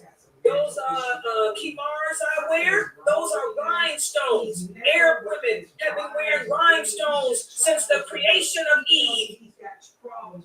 You look at how the women dressed in the days of the prophet and his wives, the Aisha, Khadijah, them, they wore jewelry, they wore rhinestones. I don't know where these men today get their knowledge from, but it's showing from the hadith. Because you can look right there in Sahih Bukhari and Sahih Muslim and see all them hadiths about how them women, how the prophet's wives wore beautiful clothing and jewelry with adornment. What does Allah say in the Quran? Adorn yourself. Adorn yourself. He says, oh, you who believe. He doesn't say, oh, men. He says, oh, you who believe. That means male and female. Adorn yourself with the beautiful adornments that Allah has put here for you. And wear your beautiful garments to every place of worship. I drop the bomb. Bam! That's right in the Quran.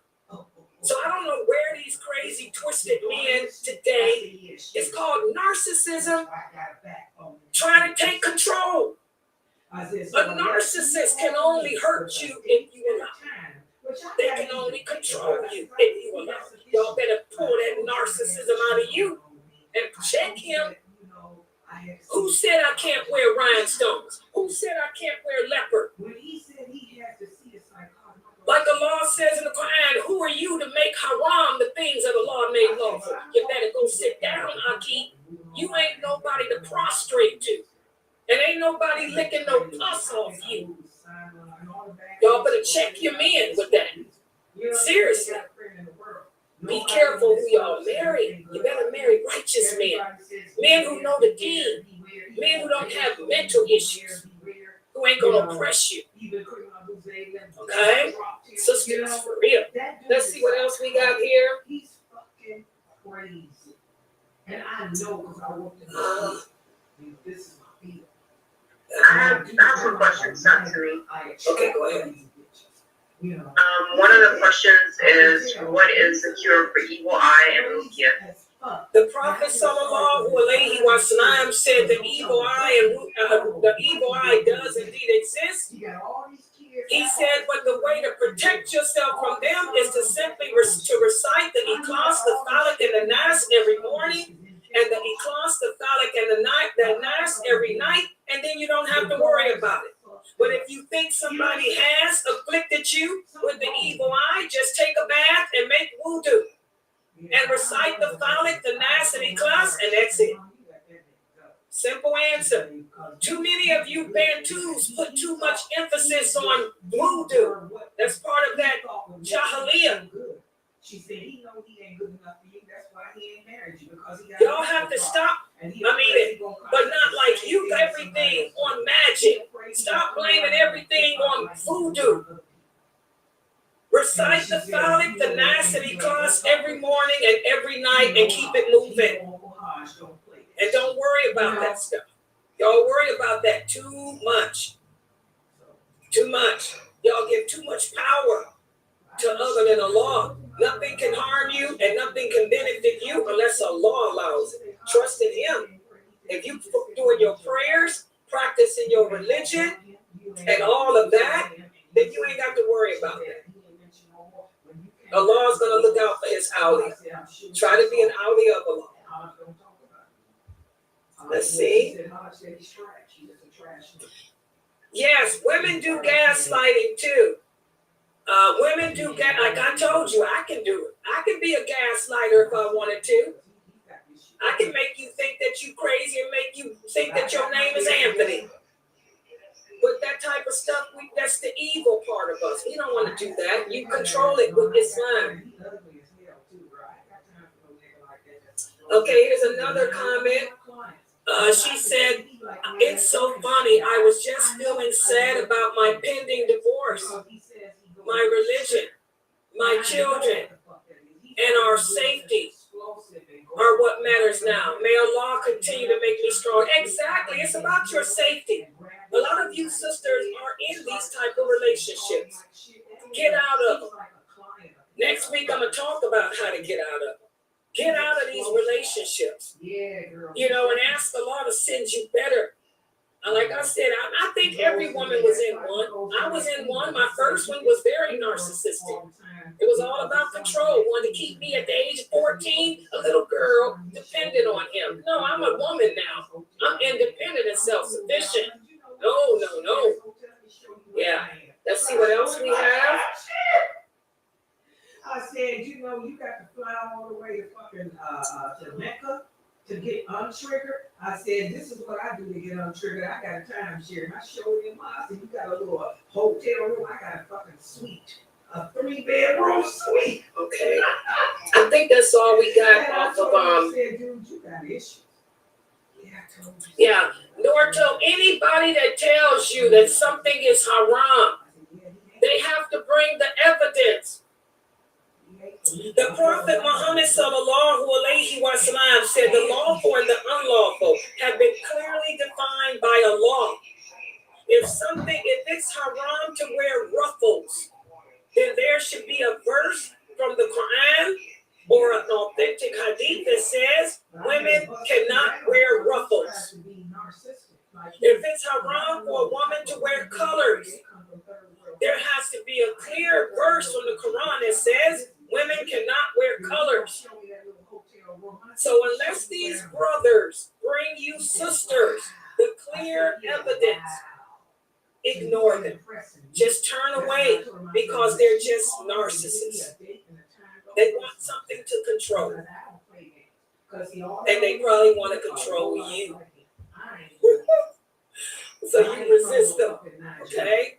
Let's look at some more about this. Laila, I have a question. Go ahead. If you're praying in a direction, and the TV reflection, you know how when your TV and the TV is turned off, but it's a reflection, or if it's a mirror, can you still pray in that direction? Like, you know how like we're in the direction we're supposed to pray in, and it's like your TV is pointing right there, and it's the TV is turned off, but it's a reflection. You can still see your reflection in there, or a mirror. Can you cover it up, or what do you do? Oh God, that's fanaticism. These type of questions I agree with Sheikh Morsi for him to answer, although I just answered it, but let me call Sheikh Morsi.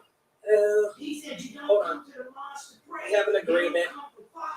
Hold on. Just answered it, but let me call Sheikh Morsi. Hold on, guys. Let's make it Sheikh Morsi. Oh. Hold on.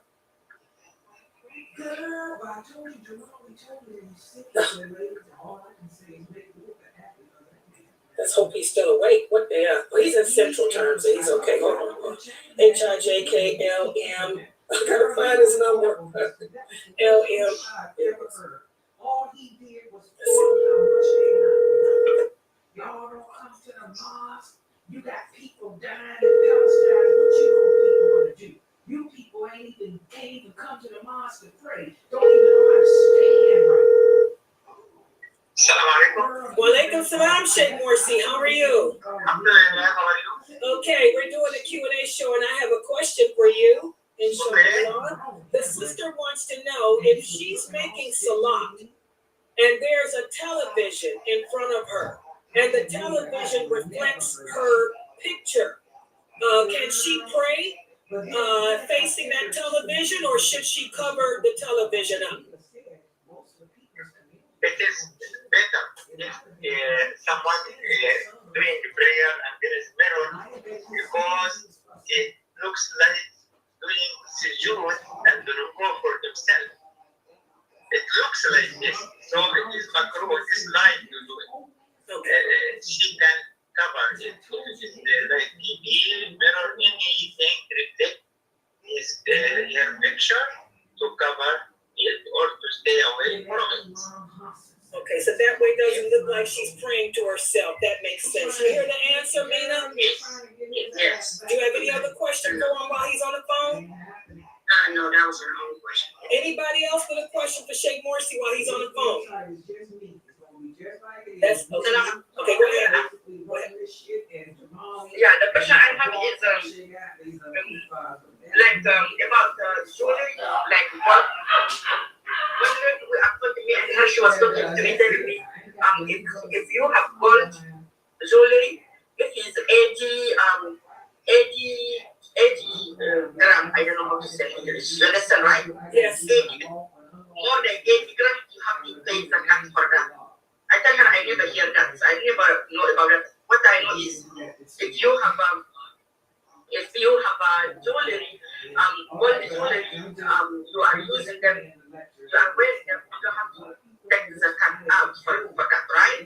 Okay, this is, you hear the question, Sheikh Morsi, if you have gold jewelry. I am the question is about the zakat for the jewelries which the woman use, right? Yes. Okay. There are two things. If first that is some, and there is some the amount, minimum amount you have. If it is more than 80 grams from pure gold, like 21 carats or 22, then there are two opinions. First opinion says that you don't have to pay the tab for the gold until you are using it, not keeping it for saving and stuff like this. If you are using it, you don't have to pay. This is one opinion. The other opinion is that you have to pay. Okay? So if you have to choose between these two opinions. Okay, do you hear the answer? Yeah, I did. And you guys got the Dalil on that because I sent that out to you. Ibn Umar and Ibn Abbas and Aisha and them, like he said on the page. Yes. Yeah, you choose. You hear what he said? Yeah.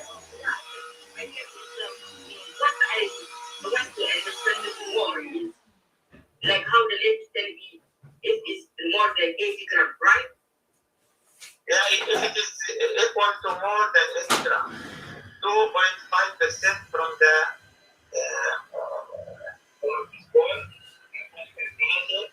like what you before, you know how much your gold, if you sell it, how much you pay, and you pay 2.5%. Okay? Yeah. We're not talking about like the gold that you have in your house, you're wearing it just to look beautiful for your husband, just you're wearing the gold. Yeah, if you are using it, you have to pay. Okay? To look good for your husband, you don't have to pay because you are using it. Yeah. Not giving it to make money. Okay? The exact mean it is important. If you are using it, okay, if you are using it, but if you don't buy it like 2-3 kilograms, okay, from gold, and you say I'm using it, you cannot use all this, okay? The amount also is not the same. So I'm using it, using it once a year. This is not using, okay? So that's it. Yeah, it makes sense. Yes. It makes good sense. You got that, Sister Umar here? It makes sense. Yes, I got it. Thank you Okay. so much. Okay, may Allah bless you, Sheikh Morsi. Thank you for answering our question. Assalamu alaikum wa rahmatullah. Okay, that makes such good sense. So if you're wearing it on a regular basis, don't worry about it. No zakat on it. But if you're not wearing it, you just got it sitting there, then, if it's over that 80, like you said, then that's when you pay the zakat. Good sense. See how he answered that so much better. So much better than that other brother did. That Palestinian guy in Gaza. That everybody going, what? Subhanallah. Okay, let's see what other. I have another question regarding that. I'm sorry. Can you sell it though if you don't want it? Yeah, you can always sell your jewelry. They got nothing to do with anything. Yeah, because I know, as some artists when we get married, like our parents gives us like this the big gold, and it's like so tricky and weird. So I never wore it, and it's just been sitting there, so I didn't know. That's your jewelry. If you don't like jewelry, you can give it away, throw it away, sell it, do whatever you want with it. I like the simple ones, but these the Somali ones, the ones they usually the big ones, like the ones you see, like Now, like he said, with those that you're not wearing, if you got that kind, like you talking about, and you don't wear it or nothing, it's just sitting there, then and it's over the grams, like Umar Harris said, then you pay the zakat. Yeah, unless you want to sell it or something, then you can sell it. And with the zakat on the gold, Miss Laila, I'm not sure. Okay. So related to the gold, does that mean that okay, I'm gonna have to run that back. Hold on. And that's what that brother dude should have said. I mean, and that's what I said about it. If it's jewelry that you wear, like Aisha and Ibn Umar and them said, no zakat. It's the same thing he said. But if it's jewelry that you have that you're not wearing, if it reaches that nisab, then you pay the zakat. It's just that simple. It's so simple. I don't know why that other brother confused everybody like he did. Yeah, I have a question. Okay, I remember my question now. So, do you have to have the gold like for a year?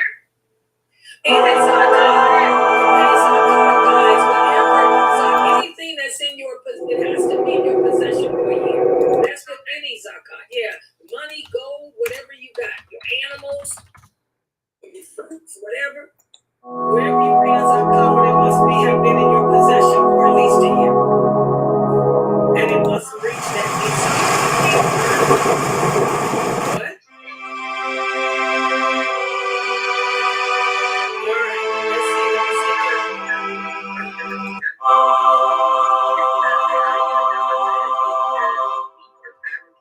Like the one that states paradise lies under the feet of the mother. Well, for you guys, it's real easy.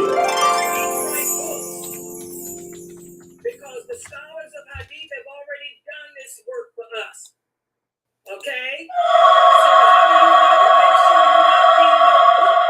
that's not authentic. Just that simple. That thing about paradise is not in Bukhari. It's not in Muslim. It's not in none of those authentic books. It's a mishkat hadith. And 65% of the hadiths in mishkat are authentic anyway. So it's real simple. That's what I tell people. And if something that's questionable, ask people for knowledge. Also, there's books you can buy that have like Sheikh al-Bani. Sheikh al-Bani has a collection of books that got hadiths that he listed as not authentic. So the hard work is done. Just read the right books. Bottom line. Bukhari, 85% of the knowledge of Islam is in Bukhari. You can find the other 20% in Muslim. Other Muslims are authentic too. That's what I tell the students. Stay away from those books that you don't know nothing about. And ask the people knowledge. Yeah, that hadith is not authentic either. It's known to be not authentic. It's quoted all the time. I have a question about the zakat on the different scrolls. So say for instance, the person started saving the money in January, and then when January come around, is the total that is in January that they're paying the zakat? Whatever you have in your possession, Yes. And remember,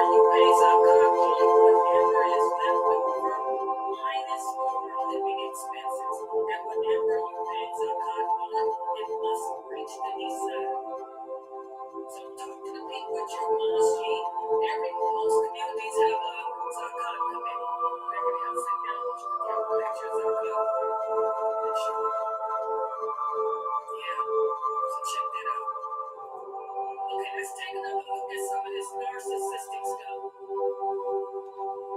Also, guys, take a look at this.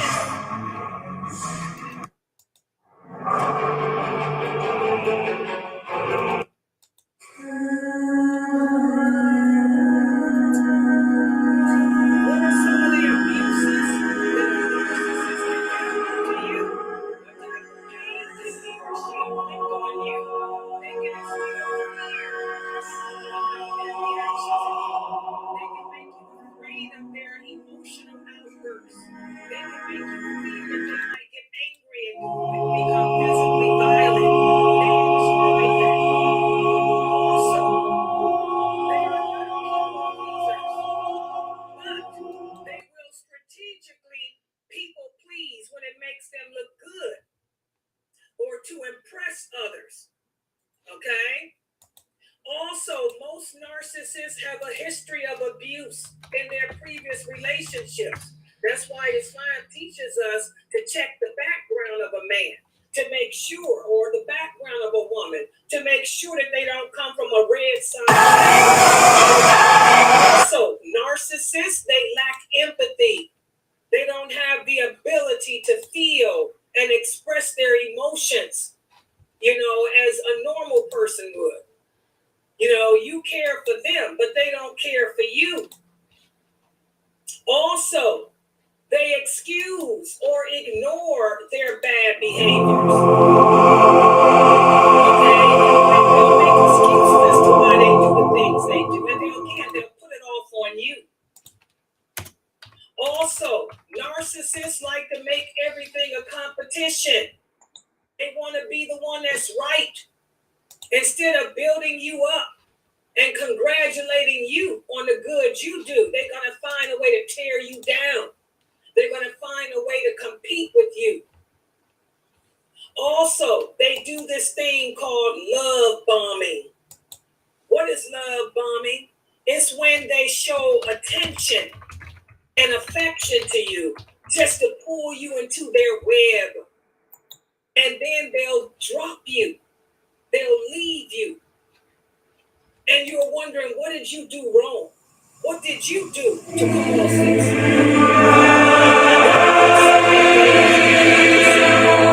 They'll search through your cell phones. They'll be searching through your emails. They want to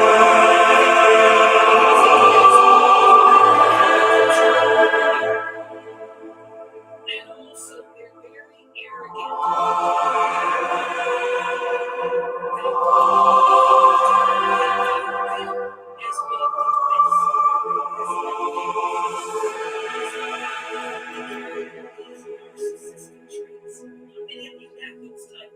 Relationships. It's kind of scary. They make you afraid when I get into a relationship. It's a lot.